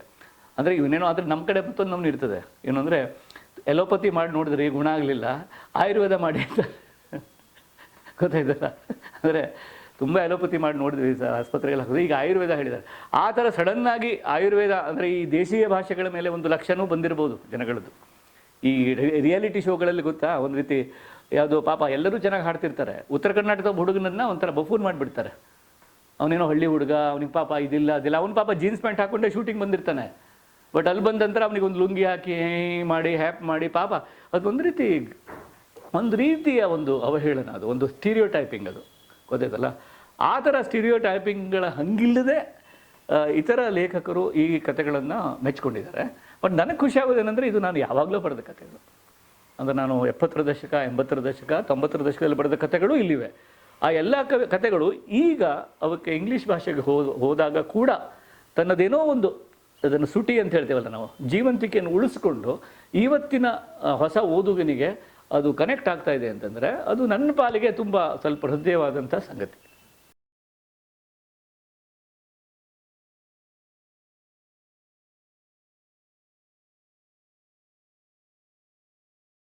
ಅಲ್ಲ ಅದು ಅಂದರೆ ಅದಕ್ಕೊಂದು ಟೈಮು, ಅಂದರೆ ಯಾರಿಗೂ ಅದು ಇಷ್ಟ ಆಗಿ ಮಾಡಬೇಕು ಅಂತ ಅನಿಸ್ಬೇಕು. ಯಾಕಂದರೆ ನಮ್ಮಲ್ಲಿ ಏನಾಗಿದೆ, ಭಾಷಾಂತರಕಾರರಿಗೆ ಒಳ್ಳೆಯ ಆಮಿಷಗಳಿಲ್ಲ. ಅಂದರೆ ಒಂದು ಭಾಷಾಂತರ ಮಾಡೋವನಿಗೆ ಒಂಥರ ಅವನಿಗೆ ತುಂಬ ಆಕರ್ಷಕವಾಗಿರಬೇಕು ಅವನ ಕೆಲಸ. ಆಮೇಲೆ ಇನ್ನೊಂದಂದರೆ ಒಳ್ಳೆಯ ಲೇಖಕರು ಭಾಷಾಂತರ ಮಾಡಬೇಕು. ಈಗ ನಾನು ಕನ್ನಡದಲ್ಲಿ ಬರಿತೇನಲ್ವಾ, ನಾನು ಕನ್ನಡದಲ್ಲಿ ಲೇಖಕ, ನಾನು ಕನ್ನಡಕ್ಕೆ ಭಾಷಾಂತರ ಮಾಡಬೇಕು. ಅವರು ಯಾರು ನಮ್ಮ ಯಾರು ತೇಜಸ್ವಿನಿಯವರು ಇಂಗ್ಲೀಷ್ ಲೇಖಕಿ, ಅವರು ಇಂಗ್ಲೀಷಿಗೆ ಭಾಷಾಂತರ ಮಾಡಿದ್ದಾರೆ. ನಮ್ಮಲ್ಲೇನಾಗಿದೆ ಅಂದರೆ ಕನ್ನಡನೂ ಬರುತ್ತೆ, ಇಂಗ್ಲೀಷು ಬರುತ್ತೆ, ಅಥವಾ ತಮಿಳು ಬರುತ್ತೆ, ಅಥವಾ ಇಂಗ್ಲೀಷು ಬರುತ್ತೆ. ಆ ಥರದವರೆಲ್ಲ ಅಂದರೆ ಅವರು ಲೇಖಕರಾಗದೇ ಬರೀ ಭಾಷೆ ಬಲ್ಲರು ಅನ್ನೋ ಮಾತ್ರಕ್ಕೆ ಟ್ರಾನ್ಸ್ಲೇಷನ್ ಮಾಡಲಿಕ್ಕೆ ಹೋದರೆ ಅದು ಅಸೈನ್ಮೆಂಟ್ ಆಗಿಬಿಡ್ತದೆ. ಒಂದು ಅಸೈನ್ಮೆಂಟ್ ಅಂತೀವಲ್ಲ ನಾವು, ಒಂದು ನಿಮಗೆ ಜರ್ನಲಿಸ್ಟಿಗೆ ಒಂದು ಅಸೈನ್ಮೆಂಟ್ ಅಂತ ಕೊಡ್ತಾರಲ್ಲ ನಿಮಗೆ, ನೀವು ಸ್ವಲ್ಪ ವಿಧಾನಸೌಧಕ್ಕೆ ಹೋಗಿ ಬನ್ನಿ ಅಥವಾ ಮತ್ತೆಲ್ಲ ಹೋಗಿ ಬನ್ನಿ, ಆ ಥರ ಒಂದು ಅಸೈನ್ಮೆಂಟ್ ರೈಟಿಂಗ್ ಥರ ಆಗಿಬಿಡ್ತದೆ. ಅದು ಚೆನ್ನಾಗಿ ಆಗಬಾರ್ದು ಅಂತಲ್ಲ, ಬಟ್ ಅದರಲ್ಲಿ ಅಂದರೆ ಅವನಿಗೆ ಆಯ್ಕೆನೇ ಇರೋದಿಲ್ಲ. ಒಂದು ಅಸೈನ್ಮೆಂಟ್ ಅಂತ ಒಂದು ಕೃತಿ ಪೇಜಿಗೆ ಇಷ್ಟು ಅನ್ನೋ ಥರ ಆಗಿಬಿಡ್ತದೆ. ಸೊ ಒಳ್ಳೆಯ ಲೇಖಕರು ಅನುವಾದ ಮಾಡಿದಾಗ, ಈಗ ನಾನು ಕನ್ನಡಕ್ಕೆ 3 ನಾಟಕ ತಂದಿದ್ದೀನಿ. ಯಾವುದು ಜತೆಗಿರುವನು ಚಂದಿರ, ಮತ್ತು ಇದು ಇತಿ ನಿನ್ನ ಅಮೃತ, ಮತ್ತು ಸೇವಂತಿ ಪ್ರಸಂಗ. ಆ 3 ಕನ್ನಡದಲ್ಲಿ ಜನಕ್ಕೆ ಅದು ತುಂಬ ಇಷ್ಟ ಆಯಿತು. ಯಾಕಂದರೆ ಅದು ನಾನು ಕನ್ನಡ ಲೇಖಕನಾಗಿರೋದ್ರಿಂದ ನನ್ನ ಕಥೆಗಳನ್ನು, ನನ್ನ ಕವಿತೆಗಳನ್ನು ಇಷ್ಟಪಡುವ ವ್ಯಕ್ತಿ ಆ ಪುಸ್ತಕನೂ ಅರೆ ಇವರು ಬರೆದಿದ್ದಾರಲ್ಲ ಅಂತ ತಗೊಂಡು, ಸಣ್ಣ ಪೂರ್ವಗ್ರಹ ಇರುತ್ತೆ ಅವನಿಗೆ, ಪಾಸಿಟಿವ್ ಆದ ಪೂರ್ವಗ್ರಹ ಅದು. ಆ ಪೂರ್ವಗ್ರಹದಲ್ಲಾದರೂ ಅದನ್ನು ಸ್ವೀಕಾರ ಮಾಡ್ತಾನೆ. ಅದೇ ಗೊತ್ತಿಲ್ಲದಿರೋ ಯಾರೋ ಒಬ್ಬ ಅನುವಾದ ಪುಸ್ತಕ ಅಂಗಡಿಲಿದ್ದರೆ ಅದೇನೋ ಅನುವಾದದ ಬಗ್ಗೆ ನಮ್ಮಲ್ಲಿ ಒಂದು ಸಣ್ಣ ಅಸಡ್ಡೆ. ನಾವು ಒರಿಜಿನಲ್ ಅಂತೂ ನೋಡೋದಿಲ್ಲ, ಅನುವಾದ ಲಭ್ಯ ಇದೆ. ಈ ಉದಾಹರಣೆಗೆ ಅದಕ್ಕಾಗಿ ನನಗೆ ಅಹೋಬಲ ಶಂಕರ ಅಂತವ್ರ ಬಗ್ಗೆ, ಸಾವಿತ್ರಮ್ಮ ಅವ್ರ ಬಗ್ಗೆಲ್ಲ ಭಾಳ ದೊಡ್ಡ ಗೌರವ. ಯಾಕಂದರೆ ಅವರು 50ನೇ ದಶಕ 60ನೇ ದಶಕದಲ್ಲಿ ರವೀಂದ್ರನಾಥ್ ಟಾಗೋರು ಬೆಂಗಾಲಿ ಕೃತಿಗಳನ್ನು ಕನ್ನಡಕ್ಕೆ ತಂದವರು. ಆಮೇಲೆ ಅಹೋಬಲ ಅಂತಲೂ ಡೈರೆಕ್ಟ್ ಬೆಂಗಾಲಿ ಕಲಿತು ಅಲ್ಲಿ ಹೋಗಿದ್ದು, ಅನುವಾದ ಮಾಡಬೇಕು ಅಂತಲೇ ಕಲಿತು ಡೈರೆಕ್ಟ್ ಬೆಂಗಾಲಿಯಿಂದ ಕನ್ನಡಕ್ಕೆ ತಂದರು. ಹೀಗಾಗಿ ನನಗೆ ರವೀಂದ್ರ ಕಥಾಮಂಜರಿ ನನ್ನ ಯಾವತ್ತಿನ ಪ್ರೀತಿಯ ಓದೋದು. ನನಗೆ ಬೇಜಾರಾದಾಗೆಲ್ಲ ಅದನ್ನೇ ಓದ್ತೀನಿ ನಾನು. ಅದು ಅಲ್ಲಿರುವಂಥದ್ದು ಒಂದು ಬೇರೆ ವಿಶೇಷ ಇದೆ. ಅದು ಯಾಕೆ ಸಾಧ್ಯ ಆಯಿತು ಅಂದರೆ ಅದು ಬಂಗಾಲಿಯಿಂದ ನೇರ ಕನ್ನಡಕ್ಕೆ ಬಂತು, ಮತ್ತು ಅಹೋಬಲ ಅವರು ಕನ್ನಡ ಲೇಖಕರಾಗಿದ್ದಾರೆ. ಹೀಗಾಗಿ ಆಮೇಲೆ ಭಾಷಾಂತರಗಳು ಆಗ್ತಾನೆ ಇರ್ತವೆ. ನಮ್ಮ ಸಾಹಿತ್ಯ ಅಕಾಡೆಮಿಗಳು, ನಮ್ಮ ನ್ಯಾಷನಲ್ ಬುಕ್ ಟ್ರಸ್ಟ್ಗಳು, ಇವೆಲ್ಲ ಇರೋದೇ ಭಾಷಾಂತರಕ್ಕೆ. ಅವರು ಪ್ರತಿ ವರ್ಷ ಮಾಡ್ತಾನೆ ಇರ್ತಾರೆ. ಆದರೆ ಅಲ್ಲಿ ಒಂದು ರೀತಿಯ ಕ್ವಾಲಿಟಿ ಕಂಟ್ರೋಲಿಂಗ್, ಅದು ಅಸೈನ್ಮೆಂಟ್ ಆಗದೇ ಕ್ವಾಲಿಟಿ ಕಂಟ್ರೋಲಿಂಗ್ ಇನ್ನೂ ಇಂಟೆನ್ಸ್ ಆದರೆ, ಮತ್ತು ಭಾಷಾಂತರ ಮಾಡೋರಿಗೆ ಮನ್ನಣೆ, ಭಾಷಾಂತರ ಮಾಡೋರಿಗೆ ಸಂಭಾವನೆ ಭಾಳ ಚೆನ್ನಾಗಿ ಬಂದರೆ ಖಂಡಿತ ಒಂದು ದೊಡ್ಡದಾದಂಥ ಒಂದು ಕೊಡದ ಒಂದು ಆವರಣ ಇದೆ ಅಲ್ಲಿ. ಯಾಕಂದರೆ ನಮ್ಮ ಪಕ್ಕದ ಇಂಗ್ಲೀಷ್ ಬಿಡಿ, ನಮ್ಮ ಪಕ್ಕದ ಮಲಯಾಳಂನಲ್ಲಿ ಏನಾಗ್ತದೆ ನಮ್ಗೆ ಗೊತ್ತಾಗೋದಿಲ್ಲ, ನಮ್ಮ ಮರಾಠಿಲಿ ಏನಾಗ್ತಿದೆ ನಮ್ಗೆ ಗೊತ್ತಾಗೋದಿಲ್ಲ. ಯಾರೋ ಒಬ್ಬರು ಪೋಕಳೆ ಇರ್ತಾರೆ, ಅವ್ರು ಎಷ್ಟೊಂದು ಮಾಡ್ಬೋದು ಅಲ್ವಾ. ಯಾವುದೋ ಇಲ್ಲಿ ಇವರು ನಮ್ಮ ನಲ್ಲತಂಬಿ ಅಂತಿದ್ದಾರೆ, ಅವರೊಬ್ಬರೇ ಎಷ್ಟು ಅಂತ ಮಾಡ್ಬೋದು. ಸೊ ಆ ಥರ ಒಂದು ಹೊಸ ಚಳುವಳಿ ಥರ ಇದು ಆದರೆ, ಮತ್ತು ಅನುವಾದಕರನ್ನು ತುಂಬ ಪ್ರೀತಿಯಿಂದ ಮತ್ತು ಅಷ್ಟೇ ಪ್ರೋತ್ಸಾಹದಿಂದ ನೋಡುವಂಥ ಒಂದು ಆವರಣ ನಿರ್ಮಾಣ ಆದರೆ, ಮತ್ತು ಒಳ್ಳೊಳ್ಳೆಯ ಲೇಖಕರು, ಎಲ್ಲ ಭಾಷೆಯ ಒಳ್ಳೊಳ್ಳೆಯ ಲೇಖಕರು ಅನುವಾದ ಮಾಡೋಕ್ಕೆ ಮುಂದಾದರೆ, ಈಗ ಕನ್ನಡದಲ್ಲಿ ಒಳ್ಳೊಳ್ಳೆಯ ಲೇಖಕರು ಓಕೆ, ಅವರು ಅನುವಾದ ಮಾಡಿದಷ್ಟು ಅನುವಾದ ಸಾಹಿತ್ಯ ಜಾಸ್ತಿ ಗುಣಮಟ್ಟ. ಹಾಗೆ ಮರಾಠಿಯಲ್ಲಿ ಒಳ್ಳೊಳ್ಳೆ ಲೇಖಕರು ಅನುವಾದಕ್ಕೆ ರೆಡಿ ಆಗಬೇಕು. ಆ ರೀತಿಯ ಒಂದು ಹೊಸ ಅವೇರ್ನೆಸ್ ಈಗ ಬಂದಿದೆ ಅಂತ ಅನಿಸ್ತದೆ. ಯಾಕಂದರೆ ವಿವೇಕ್ ಅವರ ಘಾಚಿರ್ ಗೋಚರು, ಅಥವಾ ವೈದೇಹಿಯವರ ಗುಲಾಬಿ ಟಾಕೀಸು, ನಮ್ಮ ಇವರು ಯಾರು ವಸುಧೇಂದ್ರನ ಮೋಹನ ಸ್ವಾಮಿ, ಇವೆಲ್ಲ ಕಳೆದ 2-3 ವರ್ಷಗಳಿಂದ it is reaching people. So ಹೀಗಾಗಿ ಸಡನ್ಲಿ ಒಂದು ಜಾಗೃತಿ ಆಗಿದೆ. ಆದರೆ ಅದು ನಾನು ಹೇಳಿದ್ನಲ್ಲ, ಆಯುರ್ವೇದ ಇದು ಏನು ಎಲೋಪತಿ ಎಲ್ಲ ಮಾಡಾಯಿತು, ಗುಣ ಆಗಲಿಲ್ಲ, ಈಗ ಆಯುರ್ವೇದ ಮಾಡುವ ಅನ್ನೋ ಥರ ನಿಟ್ಟಲ್ಲಿ ಈ ದೊಡ್ಡ ದೊಡ್ಡ ಪಬ್ಲಿಷಿಂಗ್ ಹೌಸ್ ಅವರು ಮಾಡೋಕ್ಕೆ ಹೊರಟ್ರೆ ಅದು ನಡಿಲಿಕ್ಕಿಲ್ಲ. ಬಟ್ಟು ಏನು ಜೆನ್ವಿನ್ ಆದ ಇಂಟ್ರೆಸ್ಟಿಂದ ಅವ್ರು ಮಾಡೋಕ್ಕೆ ಹೊರಟ್ರೆ ಖಂಡಿತ ನಮ್ಗೆ ಅದರಿಂದ ಏನೂ ಆಗೋದಿಲ್ಲ. ನಾನು ಅದೇ ಮಾತಾಡ್ಕೊಳ್ತಾ ಇದ್ವಿ, ಅನುವಾದಗಳಿಂದ ನಮಗೇನೂ ಆಗೋದಿಲ್ಲ. ಆದರೆ ಯಾವ ಭಾಷೆಯಲ್ಲಿ ಓದ್ತಾರ ಅವ್ರಿಗೆ ಗೊತ್ತಾಗ್ತದಲ್ಲ, ಅವ್ರಿಗೆ ಸಿಗಲಿ ನಮ್ಮ ಸ್ವಲ್ಪ ವಿಸ್ಡಮ್. ನಮ್ಮ ಭಾಷೆಗಳೆಲ್ಲ ಎಷ್ಟು ಪ್ರಾಚೀನ, ಇಂಗ್ಲೀಷ್ ಹುಟ್ಟೋದಕ್ಕಿಂತ ಮೊದಲೇ ಮಹಾಕಾವ್ಯಗಳು ಹುಟ್ಟಿದಂಥ ಭಾಷೆ ನಮ್ಮದು ಅಲ್ವಾ. ಸೊ ನಮ್ಮ ಪ್ರತಿಯೊಂದು ಭಾಷೆಯಲ್ಲಿಯೂ ಕೂಡ ಒಂದು ಅನುಭವಜನ್ಯ, ಒಂದು ವಿವೇಕದ ಒಂದು ಕಣಜಗಳವು ಆ ಭಾಷೆ ಯೂಸ್ ಮಾಡುವಾಗಲೇ ಬರುತ್ತದು. ಅದರ ಭಾಷೆ ಹೆಂಗೆ ಅಂದರೆ ಅದು ಬ್ಯಾಟ್ರಿ, ಕಾರ್ ಬ್ಯಾಟ್ರಿ ಇದ್ದಂಗೆ ಅದು ಕಾರ್ ಬ್ಯಾಟ್ರಿ ನಾವು ಓಡಿಸಿದಷ್ಟು ಚಾರ್ಜ್ ಆಗ್ತದೆ. ಅದು ಅಂದರೆ ಓಟದಲ್ಲೇ ಅದು ರೀಚಾರ್ಜ್ ಆಗ್ತದೆ. ಹಾಗೆ ಭಾಷೆ ನಾವು ಬಳಸಿದಷ್ಟು ಅದು ರೀಚಾರ್ಜ್ ಆಗ್ತದೆ, ಮತ್ತು ನಾವು ರೀಚಾರ್ಜ್ ಆಗ್ತೇವೆ. ಸೊ ಆ ಭಾಷೆಯಲ್ಲಿ ಆ ಕಂಪನ ಇರ್ತದೆ, ನಮ್ಮ ಭಾಷೆ. ಆ ಕಂಪನ ಅವರಿಗೆ ಸಿಕ್ಕಿ ಅವರು ಅವ್ರದ್ದು ಸ್ವಲ್ಪ ಉದ್ಧಾರ ಆಗಲಿ, ಉಳಿದವ್ರದ್ದು ಅಂತ ನನಗನ್ನಿಸ್ತದೆ. ಹೊರತು ನಮಗೆ ಅವ್ರದ್ದು ಮನ್ನಣೆ ಸಿಕ್ಕಿ ನಮಗೇನೂ ವಿಶೇಷ ಆಗಬೇಕಾದಿಲ್ಲ. ನಾನು ಬೇಸಿಕಲಿ ನನಗೆ ಅವ್ರದ್ದೇನೋ ಸಿಕ್ತು ಅಂತ ಅಲ್ಲ, ಆದರೆ ಅವರಿಗೂ ನಮ್ದು ಹೋಗಿ ಅವರಿಗೂ ಸ್ವಲ್ಪ ಗೊತ್ತಾಗಲಪ್ಪ, ಬರೀ ಇಲ್ಲಿಂದ ಯೋಗ ಮಾತ್ರ ಹೋಗಬೇಕು ಅಲ್ವಾ? ಯೋಗ, ಯುನಾನಿ ಅಂಥವೆಲ್ಲ ಹೋಗ್ತಲ್ಲ. ಬಟ್ ಅದ್ಭುತವಾದ ಜೀವನ ದರ್ಶನ, ಜೀವನ ದೃಷ್ಟಿ ಸಾಹಿತ್ಯದ ಮೂಲಕ ಅವರಿಗೆ ತಲುಪುವಂತಾದರೆ ಭಾಳ ಒಳ್ಳೆಯ ಸಂಗತಿ ಅಲ್ಲ.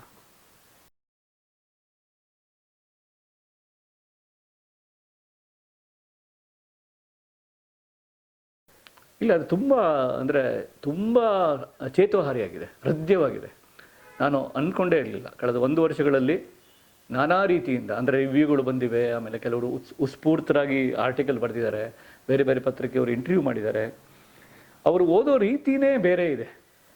ಅದು ನನ್ನ ಮುಂಬೈ ಕಥೆಗಳ ಒಂದು ಸ್ವರೂಪದಿಂದ ಆಗಿರ್ಬೋದು. ಯಾಕಂದರೆ ಮುಂಬೈ ಕಥೆನೇ ಒಂದು ರೀತಿಯ ಬಿಡುಗಡೆಗೊಂಡ ನಗರ. ಅದು ಪ್ರತಿ ವ್ಯಕ್ತಿಯನ್ನು ಅವನವನ ಪ್ರಾದೇಶಿಕತೆಯಿಂದ ಬಿಡುಗಡೆ ಮಾಡುವ ನಗರ ಅದು. ಆ ಮುಂಬೈ ಕಥಾ ವಸ್ತುಗಳಲ್ಲೇ ಅವನ ಹೆಸರು ದಗಡು ಪರಬ, ಮರಾಠಿಯವನು, ಬಟ್ ನನ್ನ ಕಥೆಯಲ್ಲಿ ಬಂದು ಕನ್ನಡ ಮಾತಾಡ್ತಾನೆ ಅವನು. ಮತ್ತು ಅವರು ಅಂತರಿಕ್ಷ ಕೊಠಾರಿ, ಅವನು ಗುಜರಾತಿನೋ ಮಾರ್ವಾಡಿನೋ ಅವನು, ಬಟ್ ನನ್ನ ಕಥೆಯಲ್ಲಿ ಬಂದು ಕನ್ನಡದಲ್ಲಿ ಮಾತಾಡ್ತಾನೆ ಅವನು. ಅಂದರೆ ನನಗೆ ಅವನ ಹಿನ್ನೆಲೆಗಿಂತ ಅವನ ಮಾನವೀಯ ಸಂಕಟ, ಅವನ ತಲ್ಲಣ, ಅಥವಾ ಅವನ ಮಾನವೀಯವಾಗಿ ಅವನು ಹೊರಗೆ ಹಚ್ಚಲ್ಪಟ್ಟಿರುವ ಕ್ಷಣ ಇದೆಯಲ್ಲ, ಅದು ನನಗೆ ಭಾಳ ಮುಖ್ಯ. ಈಗ ಅದೇ ಅವನು ಒಂದು ನಮಗೆ ಗೊತ್ತಿರೋ ಹೆಸರು ಬಂದುಬಿಟ್ರೆ ನಾವು ನಮ್ಮ ತಲೆಯಲ್ಲಿ ಬೇರೆ ರೀಲ್ ಓಡ್ಲಿಕ್ಕೆ ಶುರು ಆಗ್ಬಿಡ್ತದೆ ಅವಾಗ. ಈಗ ಅವನು ವೆಂಕಟರಮಣ ಹೆಗಡೆ ಅಂದ್ಕೂಡ್ಲೇ ಈ ಸಿರ್ಸಿ ಸೀಮೆಯವರು ನಮ್ಮ ಪೈಕಿ ಒಂದೇನೋ ಸುದ್ದಿ ಉಂಟು ಇದರಲ್ಲಿ ಅಂತಾನೆ, ದಕ್ಷಿಣ ಕನ್ನಡವರು ನಮ್ಮ ಕಡೆಯವ್ರದ್ದು ಕತೆ ಅಂತ ಹೇಳ್ತಾರೆ. ಅಂದರೆ ಗೊತ್ತಿಲ್ಲದೇ ಇಟ್ ಡಿಸ್ಟ್ರಾಕ್ಟ್ಸ್. ಸೊ ನನಗೆ ಇಂಟ್ರೆಸ್ಟ್ ಇರೋದು, ಆಸ್ತಿ ಇರೋದು ಮನುಷ್ಯನ ಬಗ್ಗೆ. ಮನುಷ್ಯನಿಗೆ ಏನು, ಇವನ ಮುಖ ಯಾಕೆ ಹೀಗಿದೆ, ಯಾಕೆ ಇವನು ಈ ಥರ ಕೂತಿದ್ದಾನೆ. ಯಾಕಂದರೆ ಮನುಷ್ಯ ಯಾವಾಗಲೂ ಯಾವ್ಯಾವುದ್ರ ಮೂಲಕ ಹಾಯ್ತಾನೆ ಇರ್ತಾನೆ, ನಾವು ಆಗ್ತಾನೆ ಇರ್ತೀವಿ. ಈಗ ನೀನು ಏನೋ ಆಗ್ತಾನೇ ಇದ್ದೀವಿ, ನಾನು ಆಗ್ತಾನೇ ಇದ್ದೀನಿ. ಆಯಿತು ಅಂತ ಯಾವತ್ತೂ ಇಲ್ಲ. ಆಗ್ತಾ ಇರೋ ಕ್ಷಣ ಇದೆಯಲ್ಲ, ಅದನ್ನು ಹಿಡಿಯೋದೇ ಸಾಹಿತ್ಯ ಮಾಡೋದು.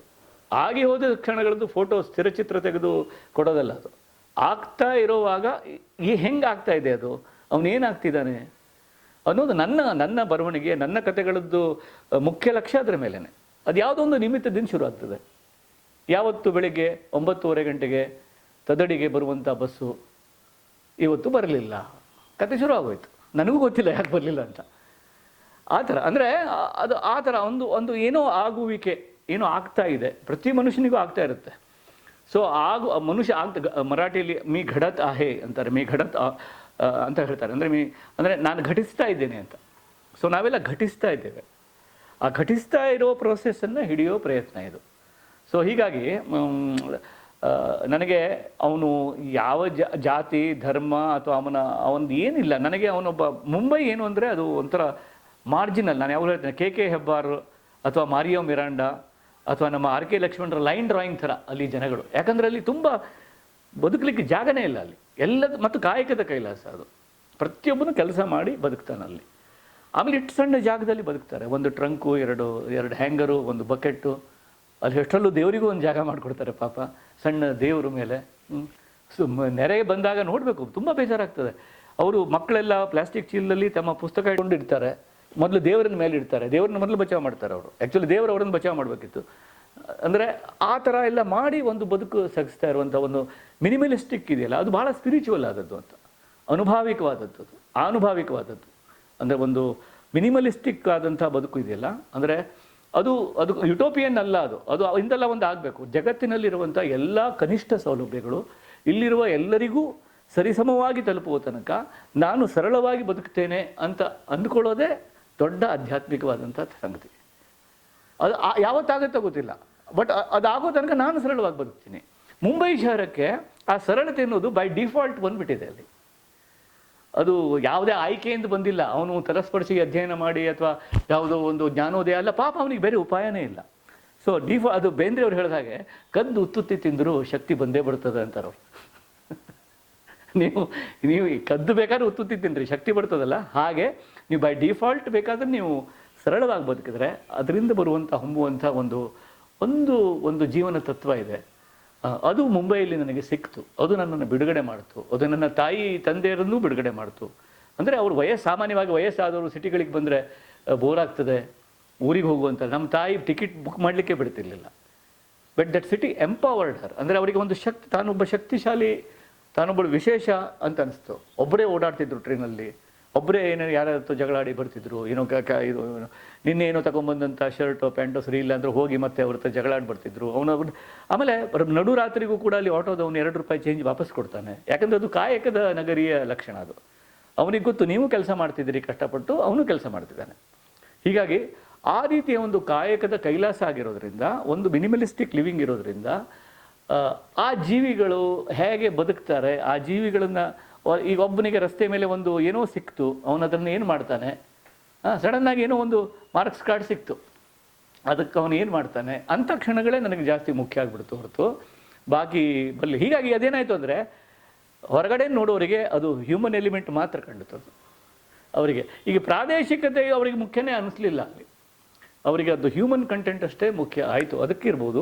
ಸೊ ರೆಸ್ಪಾನ್ಸ್ ಏನು ಬಂದಿದೆಯಲ್ಲ ಅದು ತುಂಬ ನಾನು ಯಾವ ಕಾರಣಗಳಿಗಾಗಿ ಏನನ್ನು ಸೂಚಿಸೋದಕ್ಕಾಗಿ ಕತೆ ಬರೆದಿದ್ದೇನಲ್ಲ ಆ ಸೂಚನೆಗಳನ್ನು ಭಾಳ ಬೇಗ ಸ್ಪಂದಿಸಿದಂಥ ರಿಮಾರ್ಕ್ಗಳು, ರಿವ್ಯೂಗಳು, ಸ್ಪಂದನೆಗಳು ನನಗೆ ಸಿಕ್ಕಿವೆ.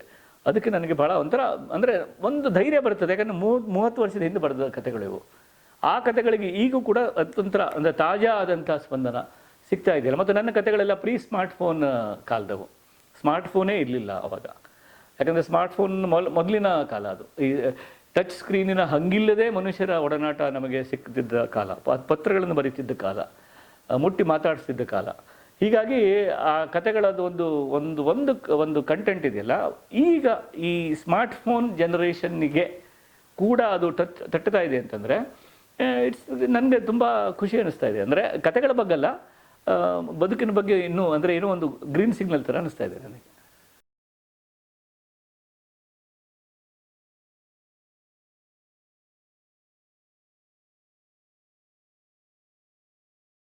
ಅದು ಅಂದರೆ ಆದ ಮೇಲೆ ನಾವು ಅದ್ರ ಬಗ್ಗೆ ಮಾಡಬೇಕು ಈ ಥರ. ಅಂದರೆ ಅದು ಅಂದುಕೊಂಡು ಆಗೋದಿಲ್ಲ ಯಾವುದು. ಅಂದರೆ ಈಗ ಅದು ಯಾಕಂದರೆ ಎಷ್ಟೆಲ್ಲ ವಿಷಯಗಳು ನಡೀತಾ ಇರ್ತವೆ. ನಾವೆಲ್ಲ ಯಕ್ಷಗಾನ ನೋಡಬಾರ್ದವರು. ನನಗೆ ಯಕ್ಷಗಾನ ಅಂದರೆ ಭಾಳ ಇಷ್ಟ. ಸಣ್ಣದಿರೋವಾಗಿಂದ ನನಗೆ ಯಕ್ಷಗಾನ ಭಾಳ ಇಷ್ಟ. ಯಾಕಂದರೆ ಅಲ್ಲಿ ಮ್ಯೂಸಿಕ್ ಇದೆ, ಅಲ್ಲಿ ನೃತ್ಯ ಇದೆ, ಅಲ್ಲಿ ಒಂದು ವಿಜುವಲ್ ಗ್ರ್ಯಾಂಡ್ಯೂರ್ ಇದೆ, ಮತ್ತು ಅಲ್ಲಿ ಸದ್ಯೋಜಾತವಾದಂಥ ಒಂದು ವ್ಯುತ್ಪತ್ತಿ ಇದೆ. ಅಂದರೆ ಅದು ನಿನ್ನೆ ಭಾಷಣ ಡೈಲಾಗ್ ಬರ್ಕಟ್ಟಿದ್ದಲ್ಲ, ಅದು ಇವತ್ತು ಹೊಸ ಒಂದು ಅರ್ಥಧಾರಿಕೆ ಇದೆ ಅಲ್ಲಿ. ಅಂದರೆ ಒಂದು ಇಂಟೆಲೆಕ್ಚುವಲ್ ಎಕ್ಸಸೈಸ್ ಅದು. ಇದು ಶಂಭು ಹೆಗಡೆ ಅವರದ್ದು ಭೀಷ್ಮ ಒಂದು ನಮೂನೆ ಆದರೆ ಹಾಸ್ಯಗಾರರ ಭೀಷ್ಮ ಇನ್ನೊಂದು ನಮೂನೆ ಅಂತ ನೋಡ್ಲಿಕ್ಕೆ ಹೋಗ್ತೇವೆ ನಾವು. ಅದು ಒಂದೇ ಕಥೆ ಆಗಿದ್ದರೆ ಅದೆಲ್ಲ ಒಂದೇ ಆಗಬೇಕಿತ್ತಲ್ಲ. ಇಲ್ಲ, ಅದು ಒಂದು ಇಂಟೆಲೆಕ್ಚುವಲ್ ಅಂದರೆ ಒಂದು ಇಂಟೆಲೆಕ್ಟು, ಒಂದು ಬೌದ್ಧಿಕತೆ, ಒಂದು ಚಿಂತನೆ, ಒಂದು ಜಿಜ್ಞಾಸೆಯ ಒಂದು ದೊಡ್ಡ ಅದ್ಭುತವಾದಂಥ ಒಂದು ಆವರಣ ಅದು. ಯಕ್ಷಗಾನ ನೋಡಿದವರಿಗೆ ಮಾತ್ರ ಗೊತ್ತು. ಎಷ್ಟೋ ಜನ ಅದನ್ನು ಫೋಕ್ ಆರ್ಟ್ ಅಂದ್ಬಿಡ್ತಾರೆ, ಅದೇನೋ ಡಾನ್ಸ್ ಅಂದ್ಕೊಂಡ್ಬಿಡ್ತಾರೆ. ಯಾವುದೋ ರಾಜಕಾರಣಿಗಳ ಹುಟ್ಟದ ಪಕ್ಕೆಲ್ಲ ವೇಷ ಹಾಕ್ಕೊಂಡು ತಂದು ಅಲ್ಲಿ ರವೀಂದ್ರ ಕಲಾಕ್ಷೇತ್ರ ಹೊರಗಡೆ ನಿಲ್ಲಿಸ್ಬಿಡ್ತಾರೆ. ಭಾಳ ಬೇಜಾರಾಗ್ತದೆ ಅದನ್ನು ನೋಡಿದ್ರೆ. ಅದಲ್ಲ, ಅದು ತುಂಬ ಇಂಟೆಲೆಕ್ಚುವಲ್ ಆದಂಥ ಒಂದು ದೊಡ್ಡ ಎಕ್ಸಸೈಸ್ ಅದು. ಹೀಗೆ ಅದರಲ್ಲಿ ಯಾವುದನ್ನು ಬೇರ್ಪಡಿಸೋಕ್ಕಾಗಲ್ಲ ನೀವು ಅಲ್ವಾ. ಒಂದು ಯುದ್ಧ ಭೂಮಿಯಲ್ಲಿ ಒಂದು ವೀರಾವೇಶದ ಒಂದು ನರ್ತನ, ಮಾತು, ಧ್ವನಿ, ಎದುರುಗಡೆಗೆ ಎಲ್ಲ ಇರುವಂಥ ಒಂದು ಇದದು ಇದರಲ್ಲಿ ಅದರಲ್ಲಿ ಅಂದರೆ ಅದು ಯಾವುದು ಅಂತ ಹೇಳ್ತೀರಿ ನೀವು. ಹಾಗೆಯೇ ಈ ಭಾಷಾಂತರ ಅನ್ನೋದು ಬೇರೆ ಬೇರೆ, ಬರೆಯೋದೇ ಒಂದು ಭಾಷಾಂತರ ಅಲ್ವಾ. ಬರೆಯೋದೇ ಒಂದು ಭಾಷಾಂತರ. ಫಸ್ಟ್ ಅಲ್ಲೇ ಬಂತದ್ದು. ಅಲ್ಲಿ ಏನೇನು ಆ ಜರಡಿಯಲ್ಲಿ ಏನೇನು ಬರಲಿಕ್ಕೆ ಆಗೋದಿಲ್ಲ, ಅದು ಬರೋದೇ ಇಲ್ಲ. ಬರಲಿಕ್ಕೆ ಆಗದಿದ್ದದನ್ನು ಧ್ವನಿ ಮಾಡ್ತೇವೆ ನಾವು. ಸೊ ಬರೆಯೋದೇ ಒಂದು ಭಾಷಾಂತರ ಇದ್ದಾಗ ಪ್ರತಿ ನೆಲೆಯಲ್ಲೂ ಭಾಷಾಂತರ ನಡೀತಾನೆ ಇರ್ತದೆ ಅದು. ಹೀಗಾಗಿ ಅದರಲ್ಲಿ ಒಂದು ಆಯ್ಕೆ ಅನ್ನೋದು ಇರೋದಿಲ್ಲ. ಅದು ಏನಾಗ್ತದೆ ಅಂದರೆ ಸಂವೇದನೆಯಲ್ಲಿ ಎಲ್ಲ ಇರ್ತದೆ. ನೀವು ಇದು ಚಿಂತನೆ, ಇದು ಕತೆ ಹಂಗಿಲ್ಲ ಇರೋದಿಲ್ಲ. ಅದು ನೀವು ಒಂದು ಅನುಭವವನ್ನು ಅರ್ಥ ಮಾಡ್ಕೊಳ್ಳೋದಕ್ಕೆ ಬರೀತಾ ಹೋಗ್ತೀರಿ. ಅದು ಒಂಥರ ನದಿ, ಇದು ಸ್ವಿಮ್ಮಿಂಗನ್ನು ಕಲಿತಾ ಒಂದು ನದಿಯಿಂದ ದಾಟಿದ ಹಾಗೆ. ಅದು ಆ ನದಿಗೆ ಹೋಗಿರಲಿಲ್ಲ ನೀವು, ಸ್ವಿಮ್ಮಿಂಗು ಗೊತ್ತಿಲ್ಲ. ಯಾಕಂದರೆ ಒಂದೊಂದು ನದಿಗೆ ಒಂದೊಂದು ಸ್ವಿಮ್ಮಿಂಗ್ ಬೇಕು ಅಲ್ಲಿ. ಅದು ಈ ನದಿಗೆ ಬೇರೆ ಥರ ಸ್ವಿಮ್ಮಿಂಗ್ ಬೇಕು. ಆ ಥರ ಪ್ರತಿ ಸಲವೂ ಒಂದು ಹೊಸ ನದಿ ಮತ್ತು ಹೊಸ ಒಂದು ಈಜು, ಅದೆರಡೂ ಒಟ್ಟಿಗೆ ಆಗ್ತಾ ಇರುವಂಥದ್ದು. ಹೀಗಾಗಿ ಅದು ಆಯ್ಕೆ ಮಾಡಿಕೊಂಡು ಜಿಜ್ಞಾಸೆ ಮಾಡಿಕೊಂಡು ಬರ್ತದಲ್ಲ. ಬರವಣಿಗೆ ಮಾಡ್ತಾ ಬರವಣಿಗೆಯ ಮೂಲಕನೇ, ಬರವಣಿಗೆಯೇ ಒಂದು ಮೋಡ್ ಆಫ್ ಥಾಟ್. ಅದೇ ಒಂದು ಜ್ಞಾನೇಂದ್ರಿಯ. ಮನುಷ್ಯ ಬರೀ ಪಂಚೇಂದ್ರಿಯ ಏನೋ ಅಷ್ಟೇ ಅಲ್ಲ, ಇದು ಒಂದು 6th ಸೆನ್ಸ್ ಅಂತ ಹೇಳ್ತೇವಲ್ಲ. ಮನುಷ್ಯ ಇವಾಲ್ವ್ ಮಾಡಿಕೊಂಡಂಥ 6ನೆಯ ಒಂದು ಜ್ಞಾನೇಂದ್ರಿಯ ಇದು. ಸಾಹಿತ್ಯ ಕಲೆ ಅಲ್ಲ. ಅವನು ಇವಾಲ್ವ್ ಮಾಡ್ಕೊಂಡಿದ್ದರಿಂದ ಇಷ್ಟು ದಿವಸ ಕೇಳಲಿಕ್ಕಾಗದ ಹೊಸ ದನಿಗಳನ್ನು ಕೇಳಲಿಕ್ಕೆ ಶುರು ಆಯಿತು ಅವನಿಗೆ. ಅದ್ರ ಬಗ್ಗೆ ಹೇಳೋದಕ್ಕಾಯ್ತು ಅವನಿಗೆ. ಇದು ಬರೀ ಬೆಳಗಲ್ಲೋ ಅಣ್ಣ ಅಷ್ಟಂದರೆ ಸಾಕಾಗೋಯ್ತು ನಮಗದು. ಅದೇನು ಅಂತ ಅವ್ರು ಹೇಳಬೇಕಾಗಿಲ್ಲ ನಮಗೆ. ಮತ್ತೆಂಥದ್ದು ಅಂತ ಕೇಳಲಿಕ್ಕೂ ಮನಸ್ಸಿಗೆ ಬರೋದಿಲ್ಲ. ಇದು ಬರೀ ಬೆಳಗಲ್ಲೋ ಅಣ್ಣ, ಅದರಲ್ಲಿ ಆ ಧ್ವನಿ ಬಂತು, ರಸ ಬಂತು. ಸೊ ಆ ಥರದ ಒಂದು ಕೆಲಸ ಇದು, ಅಂದರೆ ಒಂದು ಸಂವೇದನೆಯ ಕೆಲಸ. ಆದ್ದರಿಂದ ಭಾಷಾಂತರ ಅನ್ನೋದು ಕಾನ್ಷಿಯಸ್ ಆಗಿ ಆಗದೇನೆ ಸಬ್ ಕಾನ್ಷಿಯಸ್ ಆಗಿ ಆಗ್ತದೆ. ಸೊ ನಾವು ಮಾಡಬಹುದಾದ್ದು ಇಷ್ಟೇ, ಬದುಕುವ ನೆಲೆಯಲ್ಲಿ ತುಂಬ ಇಂಟೆನ್ಸ್ ಆಗಿ ಬದುಕಬೇಕು. ನಾವು ತುಂಬ ತೀವ್ರವಾಗಿ ಬದುಕ್ತಾ ಇದ್ದರೆ ಅದರ ಜಿಜ್ಞಾಸೆ ನಾವು ಬರೆಯುವಾಗ ನಡೀತಾ ಇರ್ತದೆ. ಹೊರತು ನಾನು ಇದನ್ನು ನೋಡಿದೆ, ಇದರ ಮೇಲೆ ಇವತ್ತು ಬರಿತೇನೆ, ಆ ಥರ ಅಲ್ಲ ಇದು. ನಾವು ಯಾವತ್ತೋ ನೋಡಿದ್ದು, ಇವತ್ತು ನೋಡಿದ ಒಂದು ಯಾವುದೋ ಒಂದು ದಾರುಣ ಯಾವುದೋ ಸಂಗತಿ ಇರ್ಬೋದು, ಮತ್ತೆ ನೋಡ್ಬೋದು, ಎಲ್ಲ ಮನಸ್ಸೊಳಗಡೆ ತಳಕು ಹಾಕ್ಕೊಂಡು ಜಿಜ್ಞಾಸೆ ನಡೆಸ್ತಾ ಇರ್ತದೆ. ಅದಕ್ಕೆ ನಾವು ಅವಕಾಶ ಮಾಡಿಕೊಡ್ಬೇಕಷ್ಟೇ. ನಾವು ಬರವಣಿಗೆ ಕೂತಾಗ ಅದು ನಡೀತದೆ.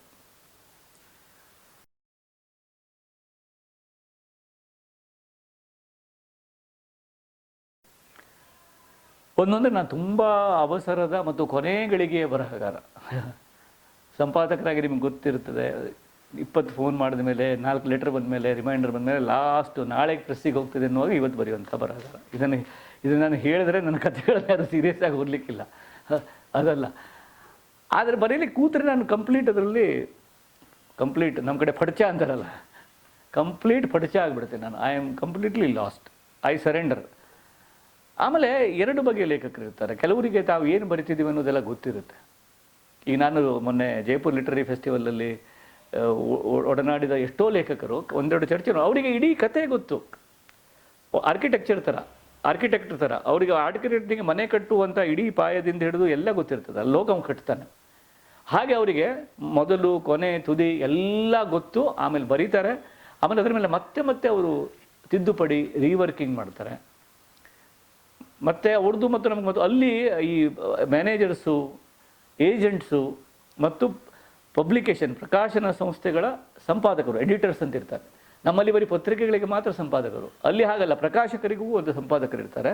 ಅವರು ಇವರ ಪುಸ್ತಕ ಹಿಡ್ಕೊಂಡು ಜಾಲಾಡ್ತಾರೆ. ಮತ್ತು ದೊಡ್ಡ ದೊಡ್ಡ ಖ್ಯಾತನಾಮರು, ಅವರು ಇಡೀ ಕಾದಂಬರಿಯಿಂದ 3 ಸಲ ಬರೆದಿದ್ದಿದೆ. ನಾಲ್ಕು ನಿನ್ನೆ ಹೇಳಿದಲ್ಲ, ಅಂಜುಮ್ ಹಸನ್ ಇರ್ಬೋದು, ಅವರೆಲ್ಲ, ಅವರಿಗೆ ಅದು ದೊಡ್ಡ ವಿಷಯ ಅಂತ ಅನಿಸೋದಿಲ್ಲ. ಬಟ್ ನಮಗದನ್ನು ಊಹಿಸ್ಲಿಕ್ಕೂ ಸಾಧ್ಯ ಇಲ್ಲ. ಅದಕ್ಕಾಗಿ ನಾನು ಕನ್ನಡದಲ್ಲಿ ಬರಿತಾ ಇರೋದು ಎಂಥ ದೊಡ್ಡ ಒಂದು ಅದೃಷ್ಟಪ ಅಂತ ಅನಿಸ್ಬಿಡುತ್ತೆ. ಯಾಕಂದ್ರೆ ನಮಗೆ ನಾವು ಯಾಕಂದ್ರೆ ನಮ್ದು ಏನಿದ್ರು ನನ್ನ ಕಥೆಯ ಬಗ್ಗೆ ತೀರ್ಮಾನ ಅಥವಾ ನಿಷ್ಕರ್ಷೆ ನನ್ನೊಳಗೆ ಆಗಬೇಕಾದ್ದು.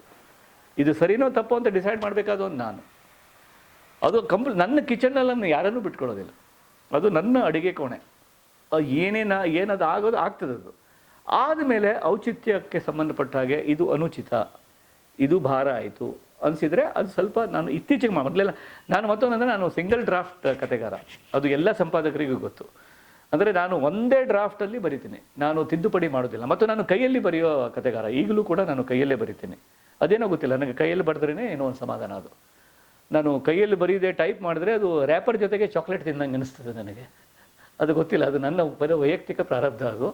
ಆದರೆ ನಾನು ಇನ್ನೂ ಕೈಯಲ್ಲೇ ಬರಿತೀನಿ ನಾನು. ಹೀಗಾಗಿ ಕೆಲವೊಂದು ಸಲ ತಿದ್ದುಪಡಿಯಾಗಿ ಭಾಳ ಹಿಂದೆ ಕೊಂಡಿ ಅಂತ ಒಂದು ಕಥೆಯಲ್ಲಿ ಕಥಾನಾಯಕನ ಹೆಸರು ಸದಾಶಿವ ಅಂತ ಇತ್ತದು. ಮುಗಿಬೇಕಾದ್ರೆ ಸದಾನಂದ ಆಗಿಬಿಟ್ಟಿದೆ ಅದು. ಪುಣ್ಯಕ್ಕೆ ಯಾರು ಪಾಪ ಇವರಿದ್ದರು ನಮ್ಮ ಸದಾಶಿವ, ಎಸ್ ಸದಾಶಿವ ಫೋನ್ ಮಾಡಿ ನಿಮ್ಮ ಕಥಾನಾಯಕನ ಹೆಸರು ಬದಲಾಗಿದೆಯಲ್ಲ ಅಂತ ಹೇಳಿದ್ರು. ನಾನು ಯಾವುದಾದ್ರೂ ಒಂದು ಮಾಡಿಬಿಡಿ ಇಬ್ಬರದ್ದು ಹೆಸರು ಅಂತ ಹೇಳಿದೆ. ಕೆಲವರು ಅದು ಹಾಗೆ ಬಂದಿದ್ರೆ ಅದು ಮ್ಯಾಜಿಕಲ್ ರಿಯಾಲಿಸಮ್ ಅಂತ ಕೂಡ ಆಗ್ತಿತ್ತು ಏನೋ ಗೊತ್ತಿಲ್ಲ. ಆದರೆ ಅದು ಇದನ್ನೇನು ಹೆಮ್ಮೆಯಿಂದ ಹೇಳ್ತಾ ಇಲ್ಲ ನಾನು. ನನ್ನ ನಮೂನೆ ಅಂತ ನೀವು ಕೇಳಿದ್ರಿ, ಬರೆಯೋ ನಮೂನೆ, ಅದರ ಬಗ್ಗೆ ಹೇಳ್ತೀನಿ. ಮತ್ತು ನನ್ನ ಕಥೆ ನನಗೆ ಗೊತ್ತಿರೋದಿಲ್ಲ, ಅದಕ್ಕಾಗಿ ಬರೀತೀನಿ. ಅದು ನನಗೆ ಚಿತ್ತಾಳರ ಶಾಲೆಯವರು ನಾವು, ಅವರು ಯಾವಾಗಲೂ ಹೇಳ್ತಾರೆ, I don't write what I know, I write to know ಅಂತಾರೆ ಅವರು. ನನಗೆ ಗೊತ್ತಿದ್ದದನ್ನು ನಾನು ಬರೆಯೋಕ್ಕೆ ಹೋಗಲ್ಲ, ಅದು ಅಹಂಕಾರವಾದೀತು ಅಂತಾರೆ ಅವರು. ನನಗೇನೋ ಗೊತ್ತಿದೆ, ನಿಮಗೆಲ್ಲ ಗೊತ್ತಿಲ್ಲ, ನಾನು ಪ್ರಸಾದ ವಿತರಣೆ ಮಾಡ್ತಾ ಇದ್ದೇನೆ ಅನ್ನೋ ಥರ ಆಗೋಯ್ತು. ಇಲ್ಲ, ನನಗೆ ಗೊತ್ತು ಮಾಡ್ಕೊಳ್ಳೋದಕ್ಕೆ ನಾನು ಬರಿತೀನಿ, ಬರೆಯೋದ್ರ ಮೂಲಕ ನನಗೆ ಗೊತ್ತಾಗ್ತದೆ ಅಂತಾರೆ ಅವರು. ನಾವು ಅದೇ ಶಾಲೆಯ ಕೆಟ್ಟ ವಿದ್ಯಾರ್ಥಿಗಳು, ಬಹುಶಃ ಒಳ್ಳೆಯ ವಿದ್ಯಾರ್ಥಿಗಳಂತೂ ಆಗಿರಲಿಕ್ಕಿಲ್ಲ. ಸೊ ಒಂದು ರೀತಿಯ ಬೇಜವಾಬ್ದಾರಿ, ರೆಸ್ಟ್ಲೆಸ್ನೆಸ್ಸು ನನ್ನ ಬರವಣಿಗೆಯ ವಿಧಾನ. ಆಮೇಲೆ ಟೈಟಲ್ ಕೊಡೋದಕ್ಕೆ ಭಾಳ ಒದ್ದಾಡ್ತೀನಿ ನಾನು, ಭಾಳ ಅಂದರೆ ಭಾಳ ಒದ್ದಾಡ್ತೀನಿ. ಕತೆಗೆ ಹೆಸರಿಡೋದು ಭಾಳ ಕಷ್ಟದ ಕೆಲಸ. ಯಾಕಂದರೆ ಒಂದು ಟೈಟಲ್ಲು ಇಡೀ ಕಥೆಯ ಪ್ರವೇಶವನ್ನೇ ಚೇಂಜ್ ಮಾಡಿಬಿಡ್ಬೋದು. ಆಮೇಲೆ ತುಂಬ ಕತೆಗೆ ಜನರ ಏನೋ ತುಂಬ ಅಂದರೆ ಭಾವನೆಗಳು, ಅಂದರೆ ಅದಕ್ಕೆ ಸಂಬಂಧ ಯಾವುದಕ್ಕೂ ಅನ್ವಯವಾಗುವಂಥ ಹೆಸರಿಡೋದಕ್ಕೂ ಮನಸ್ಸು ಬರೋದಿಲ್ಲ. ಈಗ ಕತೆಗೆ ಟೈಟಲ್ ಕೊಡೋದು ಕೂಡ ಭಾಳ ತುಂಬ ನೋವಿನ ಸಂಗತಿ. ಅಂದರೆ ತುಂಬ ತ್ರಾಸು ಕೊಡೋದು. ಕತೆ ಬರೆದಾಗಿರ್ತದೆ ಒಂದು 3 ದಿವಸದಲ್ಲಿ, ಬಟ್ ಒಂದು ಟೈಟಲಿಗಾಗಿ ನಾನು 3-4 ದಿವಸ ಒದ್ದಾಡಿ ಕತೆ ಕಳಿಸಿ ಆಮೇಲೆ ಫೋನಲ್ಲಿ ಟೈಟಲ್ ಹೇಳಿದ್ದು ಕೂಡ ಇದೆ. ಸೊ ಇದು ನನ್ನ ಬರವಣಿಗೆ ವಿಧಾನ.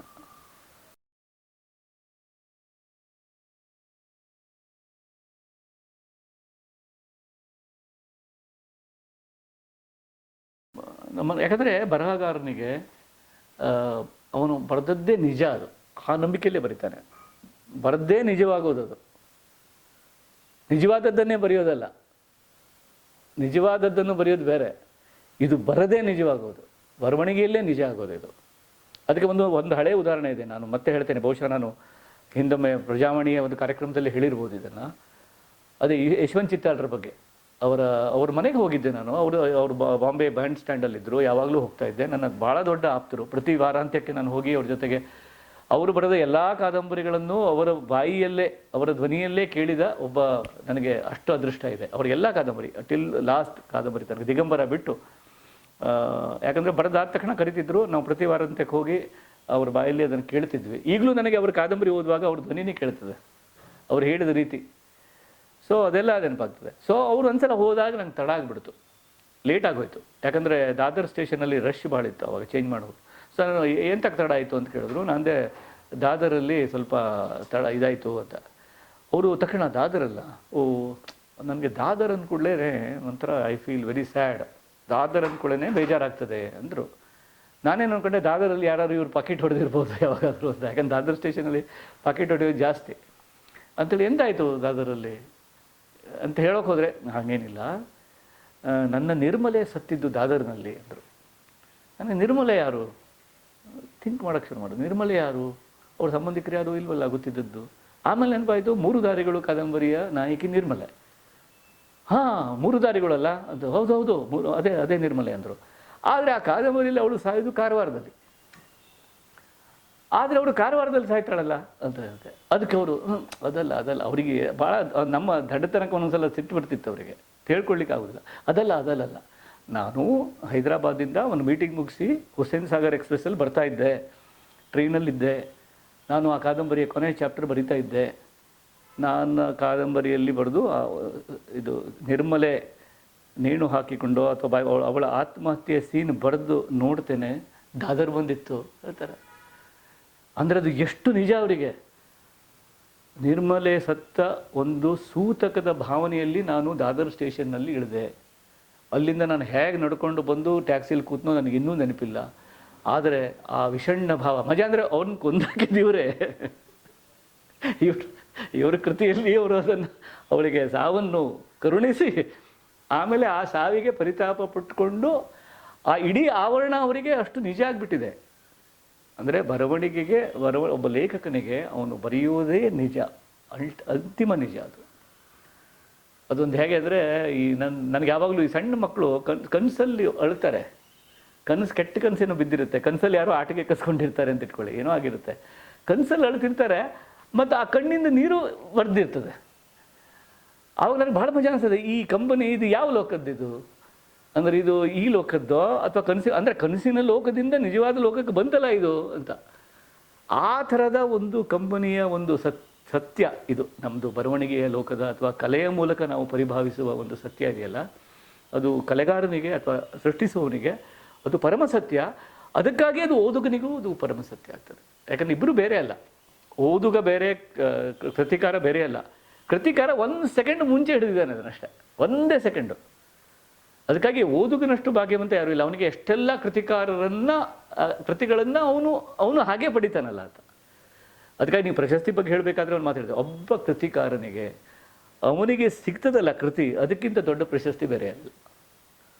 ಯಾಕಂದರೆ ಅದು ಸಿಗ್ತದೆ ನಮಗೆ. ಅದು ಒಬ್ಬ ಕವಿಗೆ ಅವನಿಗೆ ಸಿಗುವ ಕವಿತೆಗಿಂತ ದೊಡ್ಡವಾದಂಥ ಪ್ರಶಸ್ತಿ ಬೇರೆ ಇಲ್ಲ. ಅಲ್ಲ ಆಗೋಗಿದೆ. ಒಬ್ಬ ಬರಹಗಾರನಿಗೆ ಅವನ ಕೃತಿಯಿಂದ ಏನೇನು ಸಿಗಬೇಕೋ ಅದು ಅವನು ಬರೀಬೇಕಾದ್ರೆ ಆಗೋಗಿರ್ತದೆ. ಅದನ್ನು ಮಿಗಿಲಾದದ್ದು ಏನೂ ಇಲ್ಲ. ಕಾಯುವುದಿಲ್ಲ ಯಾರೂ ಕವಿತೆಗೆ, ಕವಿಯೊಬ್ಬನಲ್ಲದೆ ನಮ್ಮ ಪ್ರೀತಿಯ ತಿರುಮಲೇಶ್ವರ ಸಾಲು. ಹಾಗೆ ಅದು. ಹೀಗಾಗಿ ಅದೇ ಸತ್ಯ, ಬರವಣಿಗೆಯ ಸತ್ಯ ಅಂದರೆ ಬರೆಯಬೇಕಂದ್ರೆ ಅದಕ್ಕೆ ಆ ರೀತಿಯ ತನ್ಮಯತೆ ಮತ್ತು ನಂಬಿಕೆ ಇದ್ದಾಗ ಆ ಒಂದು ಖುಷಿ, ಆ ಒಂದು ಮೈಮರೆವು ನಮಗೆ ಸಿಗ್ತದೆ.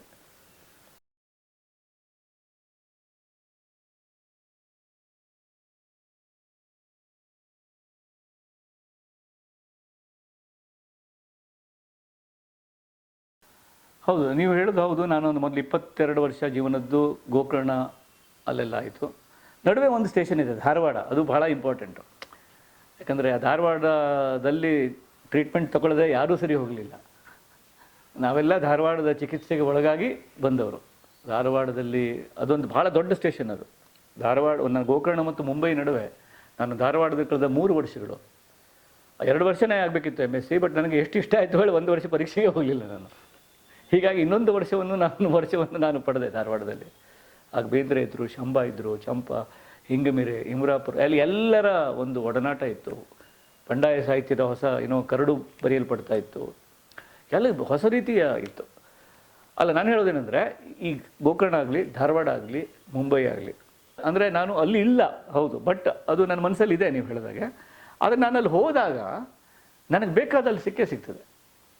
ಕೆಲವೊಬ್ಬರು ಈ ಸೂಪರ್ಫಿಷಿಯಲ್ ಡೀಟೇಲ್ಸ್ ಬದಲಾಗಿರ್ಬೋದು, ಯಾವುದೋ ಹಂಚಿನ ಮನೆ ಒಂದು ಮತ್ತೇನೋ ಆಗಿರ್ಬೋದು, ಸೋಡಾ ಅಂಗಡಿ ಇದ್ದದ್ದು ಮತ್ತೇನೋ ಆಗಿರ್ಬೋದು, ಆ ಥರ ಆಗಿರ್ಬೋದು. ಬಟ್ ನಮಗೆ ಬೇಕಾದ್ದು ಒಂದು ಜಾಗದಿಂದ ನಮಗೆ ಬೇಕಾದ್ದು ಆ ಜಾಗದಲ್ಲಿ ಯಾವತ್ತೂ ಸಿಗ್ತದೆ. ಅದು ಯಾಕಂದ್ರೆ ನಮ್ಮ ಮನಸ್ಸು ಅದನ್ನು ಗ್ರಹಿಸಬಲ್ಲದಾಗಿರ್ತದೆ. ಅಂಥದ್ದೇನು ಬದಲಾವಣೆ ಆಗಿರೋದಿಲ್ಲ, ಡೀಟೇಲ್ಗಳಲ್ಲಿ ಬದಲಾವಣೆ ಆಗಿರ್ತದೆ. ನಮ್ಮದು ಆತ್ಮಕ್ಕೆ ಸಂಬಂಧಪಟ್ಟದ್ದಾದ್ದರಿಂದ ದೇಹದಲ್ಲಿ ಬದಲಾವಣೆ ಆಗಿರ್ತದೆ. ಅಲ್ಲಿಯ ದೇಹದಲ್ಲಿ, ಆ ಊರಿನ ದೇಹದಲ್ಲಿ ಬದಲಾವಣೆ ಆಗಿರ್ತದೆ. ಆ ಊರಿನ ಆತ್ಮದಲ್ಲಿ ಅಂಥ ಬದಲಾವಣೆ ಆಗಿರೋದಿಲ್ಲ. ಧಾರವಾಡದಲ್ಲೂ ಹಾಗೆ. ಅಲ್ಲಿರೋರು ಧಾರವಾಡ ಮೊದಲಂಗಿಲ್ರಿ ಅಂತಿರ್ತಾರೆ. ಗೋಕರ್ಣದವರು ಮೊದಲಿಂದಲ್ಲ ಅವರು ಅದೆಲ್ಲ ಅಂದರೆ ಅವರವ್ರ ವಯಸ್ಸಿಗೆ ಸಂಬಂಧಪಟ್ಟ ಮಾತುಗಳಾಗಿರ್ತಾವೆ. ಅದು ಅಂದರೆ ನಾವು ಮೊದಲಂಗಿಲ್ಲಿದ್ದೀವಿ, ನಾವು ಮೊದಲಂಗಿಲ್ಲ. ಆದರೆ ಆಯಾ ಜಾಗದ ಒಂದು ಆತ್ಮ ಇರ್ತದಲ್ಲ, ಒಂದು ಸೋಲು, ಅದು ಯಾವಾಗಲೂ ಅದು ಅಲ್ಲೇ ಇರ್ತದೆ. ಮತ್ತೆಲ್ಲಿ ಹೋಗ್ಬೇಕದು, ಅಲ್ಲೇ ಇರ್ತದೆ ಅದು. ಹೀಗಾಗಿ ಅದು ನನಗೆ ಆ ರೀತಿ ನಾನು ಅಂಥದ್ದೇನು ಮಿಸ್ ಮಾಡಿಲ್ಲ. ಬಟ್ ನಾನು ವಯಸ್ಸಾದ ಕಾರಣ ಹೀಗಾಗಿ ಹೊಸದು ಕಾಣಲಿಕ್ಕೆ ಶುರು ಆಗ್ತದೆ ನನಗೆ. ನಾವು ಹೆಂಗಿದ್ದಾಗ ಅಲ್ಲಿ ಒಂದಷ್ಟನ್ನೇ ನೋಡಿದ್ವಿ. ನಾವು ವಯಸ್ಸಾದ ಮೇಲೆ ನಾವು ನೋಡೋದು ವಿವರಗಳು ಬೇರೆ ಕಾಣ್ತವೆ. ಯಾಕಂದ್ರೆ ನಾವು ಸಣ್ಣಿದ್ದಾಗ ಅಲ್ಲಿದ್ದವರು, ಈಗಲೂ ನನ್ನ ವಯಸ್ಸಿನವರೇ ಈಗ ಸಣ್ಣವರಲ್ಲಿ ಇರ್ತಾರೆ ಅಲ್ಲಿ. ಹೀಗಾಗಿ ನಮಗೆ ಒಂದು ಬೇರೆ ನೋಟ ಇದೆ ಅಲ್ಲಿ. ಅಂದರೆ ನಾನೇ ನನ್ನನ್ನು ಅಲ್ಲಿ ನೋಡ್ಬೋದು. ಈಗ ನಾನು ಹಿಂದೆ ಇಲ್ಲಿ ಹೇಗಿದ್ದೆ ಅನ್ನೋದನ್ನು ಮತ್ತೊಬ್ಬನಲ್ಲಿ ನಾನು ನೋಡ್ಬೋದು. ಸೊ ಆ ರೀತಿಯ ಕೆಲವೊಂದು ನಮ್ಮನ್ನು ಮನಸ್ಸಿಗೆ ನಾಟುವಂಥ, ಮನಸ್ಸನ್ನು ನೇವರಿಸುವಂಥ ಸಂಗತಿಗಳು ಎಲ್ಲ ಕಡೆ ಬೀಳುತ್ತವೆ.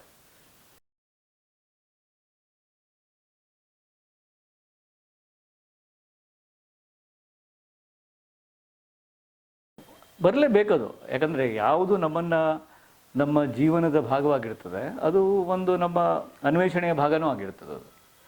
ಆದರೆ ಆಲ್ರೆಡಿ ನಾನು ಕೋಮಲ ಗಾಂಧಾರ ಇರ್ಬೋದು, ಅಥವಾ ಬಣ್ಣದ ಬಾನುಲಿ ಇರ್ಬೋದು, ಅಥವಾ ಸ್ವಲ್ಪ ಮಟ್ಟಿಗೆ ಚಾರ್ಮಿನಾರ್ ಇರ್ಬೋದು, ಆ ಕಥೆಗಳಲ್ಲಿ ಅದು ಬಂದಿದೆ, ಸಾಕಷ್ಟು ಬಂದಿದೆ. ಅದು ಇನ್ನೂ ಬೆಂಗಳೂರು ಇನ್ನೂ ಆಗ್ತಾ ಇದೆ. ಅಂದರೆ ನಾನು ಹೇಳಿದ್ನಲ್ಲ, ನಾವು ಹೇಗೆ ಆಗ್ತಾ ಇರ್ತೇವೋ ಬೆಂಗಳೂರು ಇನ್ನೂ ಏನೋ ಆಗ್ತಾ ಇದೆ. ಅದು ನಿಜವಾದ ಅರ್ಥದಲ್ಲಿ ಕಾಸ್ಮೋಪಾಲಿಟನ್ ಆಗಿಲ್ಲ. ಅದು ಒಂಥರ ಒಡೆದ ಹಾಲಿನಂತೆ ಇದೆ. ಅದು ನೀವು ಮಲ್ಲೇಶ್ವರಮಕ್ಕೆ ಹೋದರೆ ಅದು ಒಂಥರ ಇದೆ, ಸೌತ್ ಬೆಂಗಳೂರು ಒಂಥರ ಇದೆ, ನೀವು ವೈಟ್ ಫೀಲ್ಡ್ ಕಡೆ ಹೋದರೆ ಅದು ಇನ್ನೊಂದು ಥರ ಇದೆ. ಅಂದರೆ ಒಂದು ಒಂದು ಒಂದು ಕಲೆಕ್ಟಿವ್ ಮೈಂಡ್ ಅಂತ ಹೇಳ್ತೀವಿ, ಒಂದು ಬೆಂಗಳೂರಿನ ಒಂದು ಕಲೆಕ್ಟಿವ್ ಮೈಂಡ್ ಸೆಟ್ ಅಂತ ನಮಗೆ ಇನ್ನೂ ಆಗ್ತಾ ಇದೆ. ಯಾಕಂದರೆ ಈ ಥರ ಬಾಂಬೆ ಒಂದು 70 ವರ್ಷದಿಂದ ಹಾಗಿತ್ತೇನೋ, ಆಮೇಲೆ ಅದು ಆಯಿತು, ಅದಕ್ಕೊಂದು ಕಲೆಕ್ಟಿವ್ ಮೈಂಡ್ ಸೆಟ್ ಬಂತು. So it is still happening. Bengaluru still. ನನಗೆ ಬೆಂಗಳೂರು ಇಷ್ಟ ಇಲ್ಲ ಅಂತಲ್ಲ, ಬೆಂಗಳೂರು ತುಂಬ ಇಷ್ಟ. ಯಾಕಂದರೆ ಇಲ್ಲಿ ನಾನು ಇಲ್ಲಿ ಉಳಿತಿರ್ಲಿಲ್ಲ. ಇನ್ಫ್ಯಾಕ್ಟ್ ನಾನು ಬೆಂಗಳೂರಲ್ಲಿ ಉಳಿಲೇಬೇಕಾದಂಥ ಅಗತ್ಯನೂ ಇರಲಿಲ್ಲ. ಯಾಕಂದ್ರೆ ನಾನು ಬಂದಾಗ ನನಗೆ ಯಾವ ಕೆಲಸಕ್ಕಾಗಿ ನಾನು ಬಂದನೋ, ಬೆಂಗಳೂರಿಗೆ ಬಂದ ಒಂದು ತಿಂಗಳಲ್ಲಿ ಆ ಕೆಲಸವನ್ನು ನಾನು ಬಿಟ್ಟೆ. ಸೊ ನಾನು ಬೆಂಗಳೂರಲ್ಲಿ ನಾನು ಕಾಲಿಟ್ಟಿದ್ದೆ ಒಬ್ಬ ನಿರುದ್ಯೋಗಿಯಾಗಿ. ಸೊ ನನಗೆ I had all the reasons. ಅಂದರೆ ನನಗೆ ಇದನ್ನು ಬಿಟ್ಟು ಹೋಗೋದಕ್ಕೆ ಎಲ್ಲ ಕಾರಣಗಳಿದ್ವು. ಆದರೆ ಆಗ ಸ್ಮಿತಾ, ನನ್ನ ಬಾಳ ಸಂಗಾತಿ, ಈ ಬಾಳ ಸಂಗಾತಿ ಶಬ್ದ ಭಾಳ ದೊಡ್ಡದು, ಹೆವಿಯಾಗಿ ಕಾಣ್ತದೆ, ಅವಳಿಗೂ ಸಿಟ್ಟು ಬಿಡ್ತದೆ. ಅವಳು ಹೇಳಿದ್ಲು, ಈ ಕನ್ನಡ ಲೇಖಕ ಅಂದ್ಕೊಳ್ತೀನಿ ನೀನು, ಕನ್ನಡ ನಿನ್ನ ಇದು ಸೆಂಟರ್ ಇದೆ ಇಲ್ಲಿಂದ ಗೋಕರ್ಣಕ್ಕೆ ಹತ್ರ, ನಮ್ಮ ತಂದೆ ತಾಯಿಯನ್ನು ಹೋಗಿ ನೋಡ್ಬೋದು, ನಾವು ಇಲ್ಲೇ ಇರುವ, ಏನಾದರೂ ಆಗ್ತದೆ ಅಂತ ಹೇಳಿದ್ರು ಅವಳು. ಸೊ ಅವಳು ಕೊಟ್ಟ ಧೈರ್ಯದ ಮೇಲೆ ನಾನು ಇಲ್ಲಿ ಮುಂದುವರೆದೆ. ಹೀಗಾಗಿ ಬೆಂಗಳೂರಿನ 3rd ಚಾಪ್ಟರ್ ಇದು. 1st chapter, 2nd chapter, 3rd chapter. So ಬೆಂಗಳೂರಿದೆ very very very intense chapter. ಯಾಕಂದರೆ ಇಲ್ಲಿ ಇದ್ದಾಗ ನಾನು ಕೈಕೊಂಡಷ್ಟು ಬೇರೆ ಬೇರೆ ಕೆಲಸಗಳನ್ನು ಎಲ್ಲೂ ಮಾಡಿರಲಿಲ್ಲ. ಧಾರವಾಡದಲ್ಲಿರೋ ತನಕ ನಾನು ವಿದ್ಯಾರ್ಥಿ ಆಗಿದ್ದೆ. ಸೊ ಓದದೇ ಇರುವುದನ್ನು ಬಿಟ್ಟು ಮತ್ತೇನೂ ಇರಲಿಲ್ಲ ಕೆಲಸ ಆಗ. ಆಮೇಲೆ ಬಾಂಬೆಗೆ ಹೋದ್ಮೇಲೆ ಯಾವುದೋ ಒಂದು ಫ್ಯಾಕ್ಟ್ರಿಲಿ ಕೆಲಸಗಾರನಾಗಿದ್ದೆ. ಅದು ಆಮೇಲೆ ಎಲ್ಲ ಒಂದು ಸಿನಿಮಾ ಬರೆಯೋದು. ಬೆಂಗಳೂರಿಗೆ ಬಂದಮೇಲೆ ನಾನು ಫುಲ್ ಟೈಮ್ ನನಗೆ ನಾನೇ ಜವಾಬ್ದಾರನಾದೊಂದು ಬೆಂಗಳೂರಲ್ಲಿ. ಅಂದರೆ ನಾನು ಫ್ರೀಲಾನ್ಸರ್ ಆಗಿ ಬರೀಬೇಕು. ಯಾಕಂದ್ರೆ ನನ್ನ ಕೆಲಸ ಹಿಡ್ಕೊಂಡು ಕೆಲಸ ಹೋಯಿತು. ಆಮೇಲೆ ನಾನಾ ಸಾಹಸಗಳನ್ನು ಮಾಡಿದೆ. ಅದು ಬದುಕು ನಿಮ್ಮನ್ನು ಒಂದು ಗಡಿಯಾರದ ಮುಳ್ಳಿನ ಮೇಲೆ ತಂದು ನಿಲ್ಲಿಸಿಬಿಡ್ತದೆ. ನೀವು ಏನೂ ಮಾಡಲೇಬೇಕಾಗ್ತದೆ. ಅದು ಹಿಂದೆ ಮುಂದೆ ಅಂತಿಲ್ಲ, ಅದು ಯು ಹ್ಯಾವ್ ಟು ಡೂ, ಅದು ಮಾಡಲೇಬೇಕು. ಸೊ ನನಗೆ ನಾನು ಒಂದು ಟೆಲಿವಿಷನ್ ಸಂಸ್ಥೆಗೆ ನಾನು ನಿರ್ದೇಶಕನಾಗಿದ್ದೆ. ಅದು ಬಿಟ್ಟು ಇಲ್ಲಿ ಬಂದೆ. ಇಲ್ಲಿ ಬಂದ ತಕ್ಷಣ ಏನು ಮಾಡಬೇಕು ಗೊತ್ತಾಗಲಿಲ್ಲ, ಸ್ವಲ್ಪ ಕಂಗಾಲಾಗಿದ್ದೆ. ಆಮೇಲೆ ಭಾವನಾ ಅನ್ನುವಂಥ ಪತ್ರಿಕೆಯನ್ನು ಮಾಡೋದು ಬಂತು. ಅದಾದಮೇಲೆ ಮತ್ತೇನು ಮಾಡಬೇಕು ಗೊತ್ತಾಗಲಿಲ್ಲ. ಆಗ ಟೆಲಿವಿಷನಿಗಾಗಿ ಸಂದರ್ಶನಗಳನ್ನು ಮಾಡಿದೆ. ಅದೊಂದು ಒಳ್ಳೆ ಹೊಸ ಒಂದು, ಅಂದರೆ ಭಾವನಾ ಅನ್ನೋ ಪತ್ರಿಕೆ ರೂಪಿಸೋದು ಒಂದು ರೀತಿ ಅನುಭವ. ಟೆಲಿವಿಷನ್ನಿಗೆ ಸಾಹಿತಿಗಳ ಬಗ್ಗೆ ಸಂದರ್ಶನ ಮಾಡಿದೆ. ಕುವೆಂಪು, ಬೇಂದ್ರೆ, ರಾಜ್ಕುಮಾರ್ ಮತ್ತು ಶಿವರಾಮ್ ಕಾರಂತರ ಬಗ್ಗೆ 30 ಎಪಿಸೋಡು. ಅದೊಂದು ದೊಡ್ಡ ಅನುಭವ ಆಯಿತು.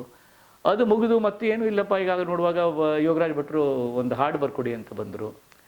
ಆಮೇಲೆ ಅದೊಂದು ಹೊಸ ದೀಕ್ಷೆ, ಅಂದರೆ 50ನೇ ವಯಸ್ಸಿಗೆ ಅನಿಸುತ್ತಿದೆ ಬರೆಯುವಂಥ ಒಂದು ದುರ್ಭರ ಪ್ರಸಂಗ. ಹೀಗಾಗಿ ಅವೆಲ್ಲ ಒಂಥರ ಅದೇನೋ ಮುಗೀತು ಅನ್ನುವಾಗೆ ಮತ್ತೇನೋ ಕಾಣ್ತಿತ್ತು. ಹೀಗಾಗಿ ಬೆಂಗಳೂರು ಚಾಪ್ಟರು ನನ್ನನ್ನು ಪೂರ್ತಿ ಹೊರಗೆ ಹಚ್ಚಿ ನೋಡಿ, ನನ್ನಿಂದ ಬೇರೆ ಬೇರೆ ನನಗೆ ಹೊಸ ಹೊಸ ಸ್ಕಿಲ್ಗಳನ್ನು, ಹೊಸ ಕೌಶಲ್ಯಗಳಿಗೆ ನನ್ನನ್ನು ಸಜ್ಜು ಮಾಡಿದ ನಗರ ಇದು. ಸೊ ಇದರ ಋಣ ಭಾಳ ದೊಡ್ಡದಿದೆ. ಅದಕ್ಕೆ ಬಹುಶಃ ಅದು ಮುಂದೆ ಬರ್ತದೆ. ನನಗೇನು ಅಂದರೆ, ಈ ತಕ್ಷಣ ನನಗೆ ಋಣ ಸಂದಾಯ, ಥ್ಯಾಂಕ್ಸ್ ಗಿವಿಂಗು, ಆಭಾರ ಮನ್ನಣೆ, ರಿಸಿಟ್ ಕೊಡೋದು ನನಗೆ ಭಾಳ ಕಷ್ಟ. ಅದು ಅದಾಗಿ ಅದರ ಪಾಡಿಗೆ ಅದು ಬರಬೇಕು. ಅದು ನಮ್ಮ ಬರವಣಿಗೆಯಲ್ಲೋ ಮತ್ತೆಲ್ಲೋ ಬರ್ತದೆ, ಖಂಡಿತ ಬರ್ತದೆ ಅದು. ಅದಕ್ಕಾಗಿ ನನಗೆ ಬೆಂಗಳೂರು ಬಗ್ಗೆ ತುಂಬ ಪ್ರೀತಿ ಇದೆ. ಅದು ವ್ಯಕ್ತವಾಗುವ ಫಾರ್ಮ್, ವ್ಯಕ್ತವಾಗುವ ಸ್ವರೂಪ, ವ್ಯಕ್ತವಾಗುವ ರೀತಿ, ಅದಕ್ಕೂ ನಾನು ಕಾಯ್ತೇನೆ. ಖಂಡಿತ ಬರುತ್ತೆ ಅದು.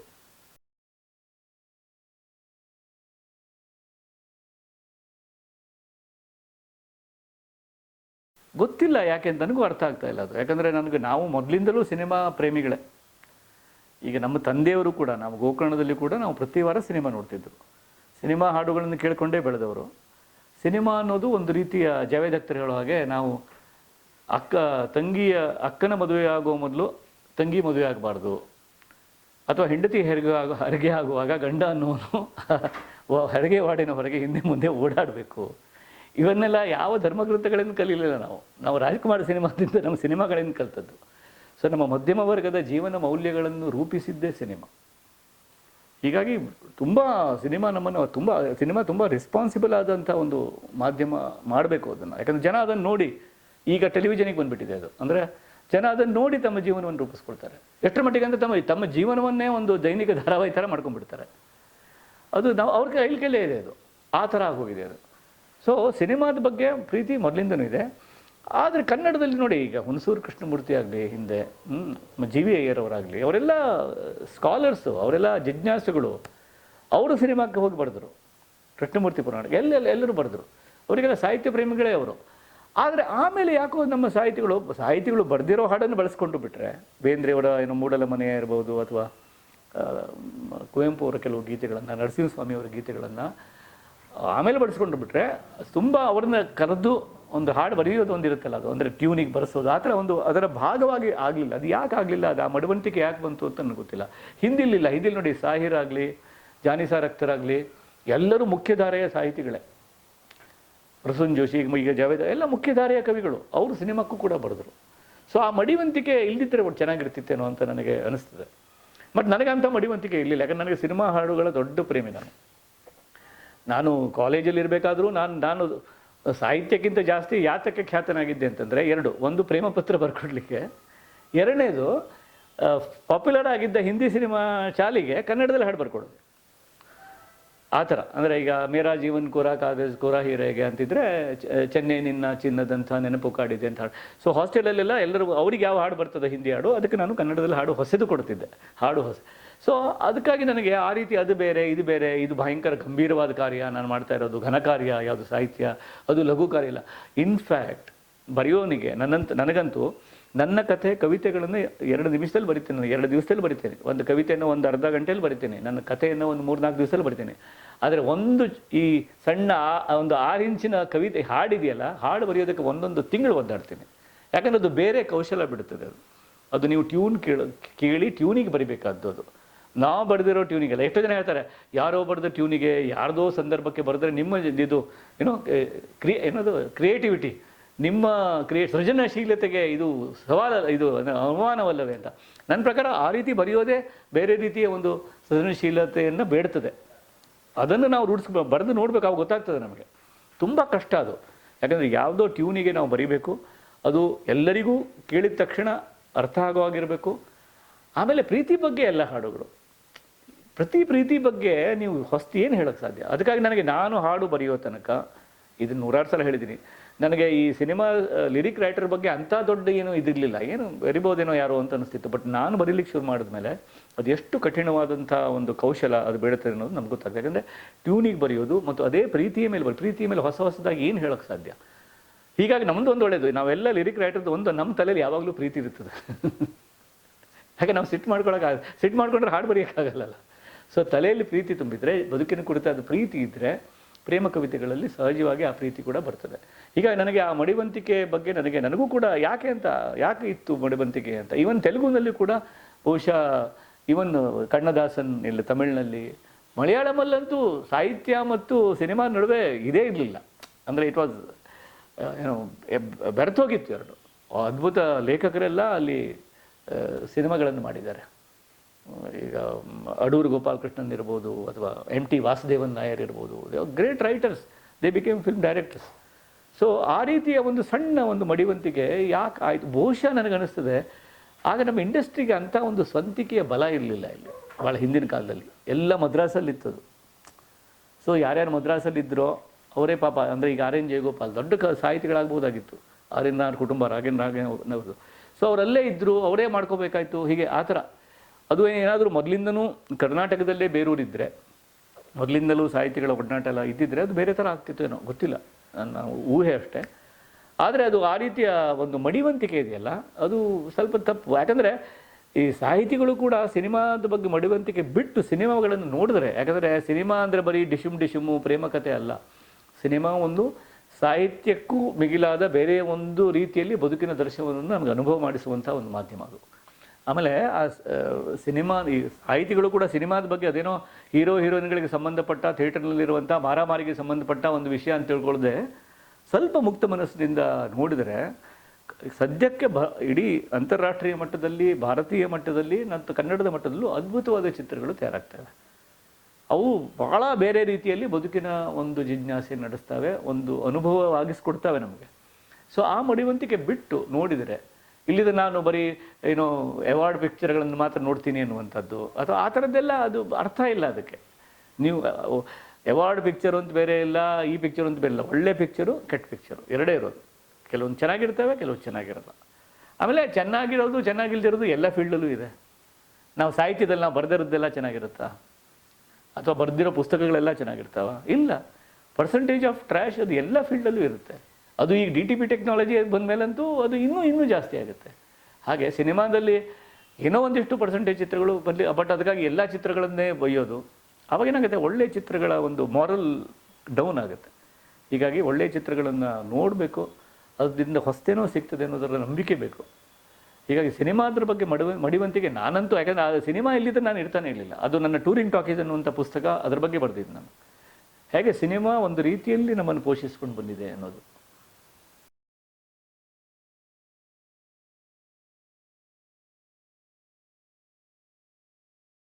ಅದು ಮುಟ್ಟಿದೆ, ಶಾಕ್ ಹೊಡಿತು. ಒಂದ್ಸಲ ಮುಟ್ಟಿದೆ, 1-2 ಸಲ ಮುಟ್ಟಿದೆ ನಾನು. ಅದೇನು ಅಂದರೆ ನನಗೆ ಸ್ವಲ್ಪ ನಾನು ಇದು ಗಡಿಬಿಡಿ ಮನುಷ್ಯ, ಅಂದರೆ ರೆಸ್ಟ್ಲೆಸ್. ಈಗ ನೋಡಿ, ಆವಾಗಿಂದ ಈ ಕಾಲು ಎಲ್ಲ ಅಲ್ಗಾಡ್ತಾ ಉಂಟು ನನಗೆ. ಇದು ಮೊದಲಿಂದನೂ ಹೀಗೆ ಉಂಟು. ನಾನೆಲ್ಲಾದ್ರೂ ಹಿಂಗೆ ಯಾರಾದರೂ ಬಂದು ಮಾತಾಡೋ, ನಮ್ಮ ತಾಯಿ ನನ್ನ ಕಾಲು ಹಿಂಗೆ ಹಿಡಿತಿದ್ರು, ನೀವು ಕಾಲು ಅಲ್ಲಾಡಿಸ್ಬೇಡ, ಎದುರುಗಡೆಯವರಿಗೆ ಅದು ಅವಮಾನ ಆಗ್ತದೆ ಅಂಥೇಳಿ. ಅವ್ರು ಹಂಗೆ ಮಾಡಿದ ಸಿಟ್ಟು ಬಂದು ಇನ್ನೂ ಜೋರಾಗಿ ಅಲ್ಲಾಡಿಸ್ತಿದ್ದೆ ನಾನು. ಒಂದು ರೀತಿ ಸ್ವಲ್ಪ ರೆಸ್ಟ್ಲೆಸ್ಸು ನಾನು. ಇದೇನು ದೊಡ್ಡ ಘನತೆಯಿಂದ ಹೆಮ್ಮೆಯಿಂದ ಹೇಳ್ಕೊಳ್ತಾ ಇಲ್ಲ, ರೆಸ್ಟ್ಲೆಸ್, ತುಂಬ ರೆಸ್ಟ್ಲೆಸ್ ನಾನು.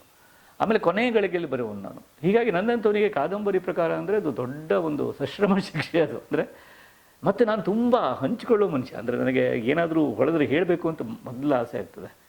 ಸೊ ಒಂದು ಕಾದಂಬರಿ ಅಂದರೆ 2 ವರ್ಷ ನೀವು ಬರೆದದ್ದನ್ನು ಯಾರಿಗೂ ಹಂಚಿಕೊಳ್ಳದೆ ನಿಮ್ಮ ಪಾಡಿಗೆ ಇಟ್ಕೊಂಡು ಬರೀಬೇಕು. ಅದು ಅಂದರೆ ಈ ಕೆಲವರು playing with cards very close to your chest ಅಂತಾರಲ್ಲ, ಹಾಗೆ ಅದಕ್ಕೆ ಯಾರಿಗೂ ಗೊತ್ತಾಗ್ದಂಗೆ ಕಾರ್ಡ್ ಇಲ್ಲಿ ಇಟ್ಕೊಂಡು ಆಡ್ತಾರೆ ಕೆಲವರು ಸ್ಪೀಡ್ ಆಡುವಾಗ. ಆ ಥರದ ಒಂದು ಕಲೆ ಅದು. ಅದಕ್ಕೊಂದು ನಿಸ್ವಾರ್ಥ ಬೇಕು, ದೊಡ್ಡ ನಿಸ್ವಾರ್ಥ. ಅಂದರೆ ಯಾರಿಗೂ ತೋರಿಸ್ಕೊಳ್ಳದೇ ಇರುವಂಥದ್ದು, ಪಾತ್ರಗಳ ಜೊತೆಗೇ ಇರುವಂಥದ್ದು. ಅದು ಹೆಂಗಂದರೆ ನಮ್ಮ ಧರ್ಮಸ್ಥಳದಲ್ಲಿ ವೀರೇಂದ್ರ ಹೆಗಡೆ ಅವರು ಸಾಮೂಹಿಕ ವಿವಾಹ ಅಂತ ಮಾಡ್ತಾರೆ. 100 ಜನರ ವಿವಾಹ ಒಂದೇ ಮಂಟಪದಲ್ಲಿ ಆಗ್ತದೆ. ಈ ಕಾದಂಬರಿ ಬರೆಯೋದು ಅಂಥದ್ದು ಒಂಥರ ಸಾಮೂಹಿಕ ವಿವಾಹ ಇದ್ದಂಗೆ. ಅದು ದೊಡ್ಡ ಸಾಮೂಹಿಕ ವಿವಾಹ. ಅದಕ್ಕೆ ಮ್ಯಾನೇಜರಿಂಗ್ ಸ್ಕಿಲ್ ಬೇಕು. ಆಮೇಲೆ ಅದು ಈಸಿ ಅಲ್ಲ. ಅದು ನಾವು ಸಣ್ಣ ಕತೆ ಬರೆದ ಕೂಡಲೇ ಅದಕ್ಕೆ ಬೇರೆ ಒಂದು ಕೌಶಲ್ಯ ಬೇಕು. ಏನು ಅಂದರೆ ಜಡೆ ಹೆಣದಾಗೆ. ಈಗ ಒಂದು ಕಾದಂಬರಿಯಲ್ಲಿ 3 ಎಳೆಗಳಿರ್ತವೆ ಅಂತ ಇಟ್ಕೊಳ್ಳಿ. ಈ ಜಡೆ ಹೆಣಿತೀರಿ ನೀವು ಹೀಗೆ ಹೀಗೆ ಹೀಗೆ. ಆ 3 ಜಡೆಗಳು ಒಂದು ಕಡೆ ಕೂಡುವಲ್ಲಿ ನೀವು ಒಂದು ಎಳೆ ಹಿಡ್ಕೊಂಡು ಹೋಗಿರ್ಬೋದು, ಬಟ್ ಒಂದು ಕಡೆಗೆ ಮತ್ತೊಂದೆರಡು ಎಳೆ ಬಂದಾಗ ಆ 2 ಎಳೆನೂ ಮುಂದೆ ಬಂದಿರಬೇಕು. There has to be linear growth in that ಕಥನ. ಅಂದರೆ ಆ ಕಥೆನೂ ಚಲಿಸಿರಬೇಕು. ಬಟ್ ನೀವು ಈ ಕಥೆ ಮಾತ್ರ ಹೇಳ್ಕೊಂಡು ಹೋಗಿದ್ದೀರಾ, ಅದು ಅಲ್ಲಿ ಸೇರುವಾಗ ಆ ಕಥೆಯ ನೆಕ್ಸ್ಟ್ ಸ್ಟೆಪ್ಪಲ್ಲಿ ನೀವು ಅದಕ್ಕೆ ಭೇಟಿ ಆಗಬೇಕು. ಇದು ದೊಡ್ಡ ಟೈಮ್ ಮ್ಯಾನೇಜ್ಮೆಂಟ್ ಸ್ಕಿಲ್ ಅದು. ನಾವು ಒಬ್ಬರದೇ ಕಥೆ ಹೇಳ್ಕೊಂಡು ಹೋಗೋದಾದರೆ ಬೆಟ್ರು. ಅಲ್ಲಿ ಎಷ್ಟೊಂದು ಎಳೆಗಳು. ಅದಕ್ಕಾಗಿ ನನಗೆ ಶಿವರಾಮ್ ಕಾರಂತರದ್ದು, ಕುವೆಂಪು ಅವರದ್ದು, ಚಿತ್ತಾಲ್ರದ್ದು, ಶಾಂತಿನಾಥರದ್ದು, ಶಂಕರ್ ಮೊಕಾಶಿ ಅವ್ರದ್ದು, ಲಂಕೇಶ್, ಅನಂತ ಅವ್ರದ್ದೆಲ್ಲ ಕಾದಂಬರಿ ಓದಿದ್ರೆ, ಇವನ್ ಭೈರಪ್ಪನವ್ರದ್ದು, ಅಂದರೆ ಅದು ದೊಡ್ಡ ಸ್ಕಿಲ್ ಅದು. ಅಂದರೆ ಅವರು ಎಂಥ ಒಂದು ಅಗಾಧವಾದಂಥ ಒಂದು ಕುಟುಂಬವನ್ನು ನಡೆಸ್ಕೊಂಡು ಹೋಗ್ಬೇಕು ಮನುಷ್ಯ. ಮತ್ತು he is responsible for everything. ನನಗೆ ಈ ಪಾರ್ಟ್ ನನಗೆ ಇಷ್ಟ ಇದೆ, ಇದ್ರ ಬೆನ್ನತ್ತು ಹೋಗ್ತೀನಿ ಅಂತ ಹೇಳುವಂಗಿಲ್ಲ. ಅಲ್ಲಿ ಬರುವ ಪ್ರತಿಯೊಂದು ಸಣ್ಣ ಕ್ರಿಮಿ ಕೀಟದಿಂದ ಹಿಡಿದು ಮನೆಗೆ ತೂಗು ಹಾಕಿದ ಚಬ್ಬೆವರೆಗೆ ಅವನಿಗೆ ಎಲ್ಲದರ ಬಗ್ಗೂ ಆಸಕ್ತಿ ಇರಬೇಕು. ಅದೊಂದು ದೊಡ್ಡ ಒಂದು ಬೇಕು ಅದಕ್ಕೆ. ಅದಕ್ಕಾಗಿ ಅದು ನನ್ನಲ್ಲಿ, ಅಂದರೆ ಆ ರೀತಿಯ ಒಂದು ಟೆಂಪರ್ಮೆಂಟ್ ಅಂತೀವಲ್ಲ, ನಾನು ತುಂಬ ರೆಸ್ಟ್ಲೆಸ್ ಮನುಷ್ಯನಾದ್ರಿಂದ ಆ ಟೆಂಪರ್ಮೆಂಟ್ ನನಗಿಲ್ಲ. ಬಟ್ ಅದೊಂದು ಸಲ ಮಾಡಬೇಕು ನಾನು ಅಂತ ನನಗೆ ನನಗೆ ಟ್ರೀಟ್ಮೆಂಟ್ ಆಗಬೇಕಲ್ಲ ಅದರದ್ದು. ನಾನು ಸರಿ ಹೋಗಬೇಕು ಅಂದರೆ ಏನಾದರೂ ಟ್ರೀಟ್ಮೆಂಟ್ ಮಾಡಬೇಕಲ್ಲ. ಸೊ ಒಂದು ಕಾದಂಬರಿ ಬರಿಬೇಕು ಅನ್ನೋ ಆಸೆ ನನಗೆ ಯಾವತ್ತೂ ಇದೆ. ಅದು ಕೆಲವೊಂದು ಆಸೆಗಳು ಹಾಗೆ ಇದ್ದಾಗ ಚೆಂದವು ಒಂಥರ.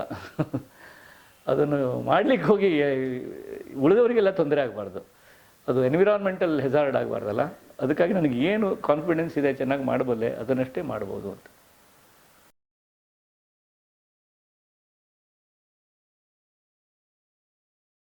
ಇಲ್ಲ, ಅದು ಇತ್ತು ನನಗೆ ಕರೆಕ್ಟ್. ನಾನು ಮುಂಬೈಯಲ್ಲಿ ಇರೋ ತನಕ ನನಗೆ ಒಂದು ಸಿನಿಮಾ ನಿರ್ದೇಶನದ ಬಗ್ಗೆ ಭಾಳ ಆಸೆ ಇತ್ತು. ನಾನು ಅದೆಲ್ಲರಿಗೂ ಇರ್ತದೆ. ಅದು ಒಂಥರ ಅದೊಂದು ನಿರ್ದೇಶಕ ಅಂದರೆ ಒಂದು ಪವರ್ಫುಲ್ ಮನುಷ್ಯ ಅಂತ. ಅವನು ಹೇಳ್ದಂಗೆ ಎಲ್ಲರೂ ಕೇಳ್ತಾರೆ ಅಂತ.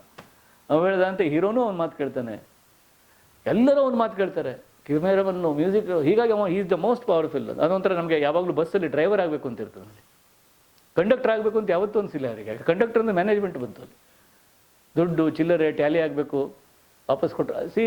ನಮಗೆ ಮ್ಯಾನೇಜ್ಮೆಂಟ್ ಬೇಡವೇ ಬೇಡ. ನಮಗೆ ಬೇಕಾಗಿರೋದು ಡ್ರೈವ್, ಒಂದು ಇನ್ ಕಂಟ್ರೋಲ್. ಸೊ ನನಗೆ ಹೇಗೆ ಬಸ್ಸಲ್ಲಿ ಡ್ರೈವರ್ ಆಗಬೇಕು ಅಂತ ಅನಿಸ್ತಿತ್ತು, ಹಾಗೆ ಸಿನಿಮಾದಲ್ಲಿ ಡ್ರೈವರ್ ಅವನು ಆಗಬೇಕು ಅಂತಿತ್ತು. ಆಗ ನನಗನ್ನಿಸ್ತದೆ, ಅಂದರೆ ಇದು ನನ್ನ ಸ್ನೇಹಿತರು ಕೂಡ ಹೇಳೋದು. ಡಾಕ್ಟರ್ ನಾಗರಾಜ್ ಅಂತ ನನ್ನ ಭಾಳ ಆಪ್ತ ಗೆಳೆಯ, ಬಾಂಬೆಯಲ್ಲಿ. ನನ್ನ ಬೊಗಸೆಯಲ್ಲಿ ಮಳೆ ಅವರಿಗೆ ಅರ್ಪಿಸಿದ್ದೇನೆ. ಅವರು ಕ್ಯಾನ್ಸರ್ ತಜ್ಞ, ಭಾಳ ಸರಳ ಜೀವಿ. ನೋಡಿದ್ರೆ ಒಂದು ಋಷಿ ಸಂತ ಇದ್ದಂಗಿದ್ದಾರೆ.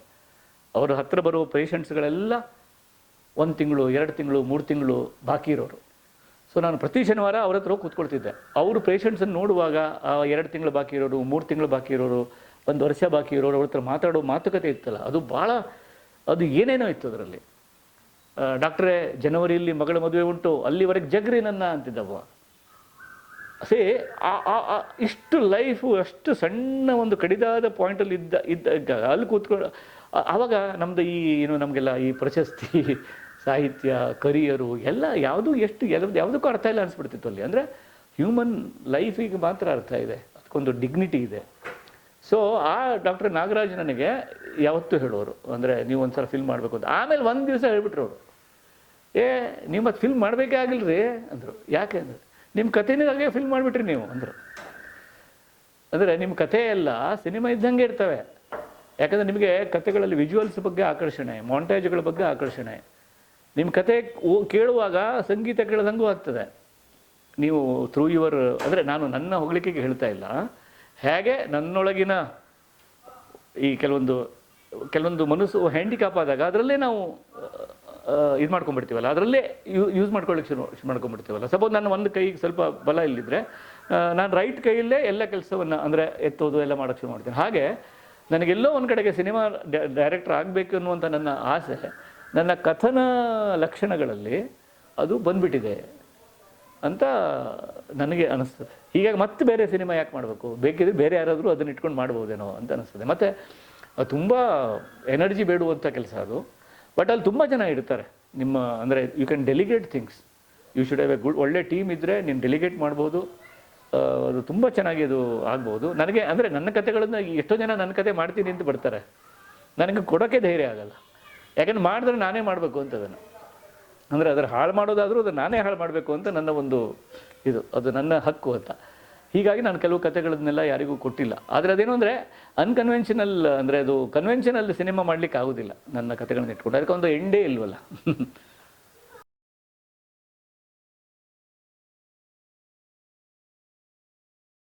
ಹಂಗೇನಿಲ್ಲ, ಅದು ಏನಾಗ್ತದೆ ಅಂದರೆ ಯಾರ್ಯಾರು ಪುಸ್ತಕ ಕೊಡ್ತಾರೆ.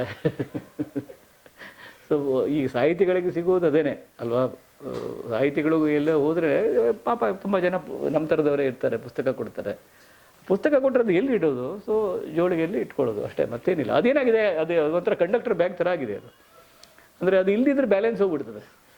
ಅದು ಇಲ್ಲದಿದ್ದರೆ ಏನೋ ಇನ್ಕಂಪ್ಲೀಟು ಅಂತ ಅನ್ನಿಸ್ತದೆ. ಹೊರತು ಅದು ಒಂದು ಕಾಲದಲ್ಲಿ ಅಂದರೆ ಈ ಬುದ್ಧಿಜೀವಿಗಳು ಗಡ್ಡ, ಆಮೇಲೆ ಒಂದು ಜೋಳಿಗೆ, ಒಂದು ಸ್ವಲ್ಪ ಹರಿದಂತಿರುವ ಚಪ್ಪಲಿ ಮತ್ತು ನಗುವೇ ಇಲ್ಲದ ಮುಖ, ಇದು ಅಂತ ಮಾಡಿಟ್ಬಿಟ್ಟಿದ್ರು ನಮ್ಮಲ್ಲಿ ಸಾಹಿತಿಗಳು ಅಂದರೆ ಹೀಗೆ ಅಂತ. ಬಟ್ ಆ ಥರದ್ದು ಒಂದು ಇಮೇಜಿಗೆ ಸಂಬಂಧಪಟ್ಟದ್ದು ಅಥವಾ ಅದು ಒಂದು ಸ್ಟೈಲಿಗೆ ಸಂಬಂಧಪಟ್ಟದ್ದು ಅಥವಾ ಒಂದು ಪ್ರೊಜೆಕ್ಷನಿಗೆ ಸಂಬಂಧಪಟ್ಟದ್ದಲ್ಲ ಅದು. ಅದು ಕಂಫರ್ಟ್. ಅದು ನನ್ನ ಭಾಳ ಆಪ್ತರು ಕವಿತಾ ದೀಪಕ್ ಅಂತಿದ್ದಾರೆ ಲಂಡನ್ನಲ್ಲಿ, ತುಂಬ ಆಪ್ತ ಅಭಿಮಾನಿಗಳು. ಅವರು ನಮಗೆ ತಂದುಕೊಟ್ಟು ಬ್ಯಾಗ್ ಅದು. ಸೊ ನನಗೆ ಅದರಲ್ಲಿ 2-3 ಒಳಗಡೆ ಪ್ಯಾಕೆಟ್ ಇದೆ. ಒಂದರಲ್ಲಿ ಮೊಬೈಲ್ ಇಟ್ಕೊಳ್ಬೋದು, ಒಂದರಲ್ಲಿ ಮತ್ತೇನೋ ಇಟ್ಕೊಳ್ಬೋದು. ಒಳಗಡೆ ಒಂದು ಗುಪ್ತಧನ ಇಡೋದಕ್ಕೆ ಅಂತ ಮತ್ತೊಂದು ಜಿಪ್ ಇದೆ ಅಲ್ಲಿ, ಅದು ಯಾವಾಗಲೂ ಖಾಲಿ ಇರ್ತದೆ. ಸೊ ಈ ಥರದ ಒಂದು ಸಣ್ಣ ಒಳಗುಟ್ಟುಗಳ ಒಂದು ಸಣ್ಣ ಪಟ್ಟಣ ಅದು ಅಷ್ಟೇ. ಹೀಗಾಗಿ ಅದಕ್ಕೆ ಮಹಾ ದೊಡ್ಡದೇನೋ ಅದಕ್ಕೆ ವ್ಯಾಖ್ಯಾನ ಇಲ್ಲ.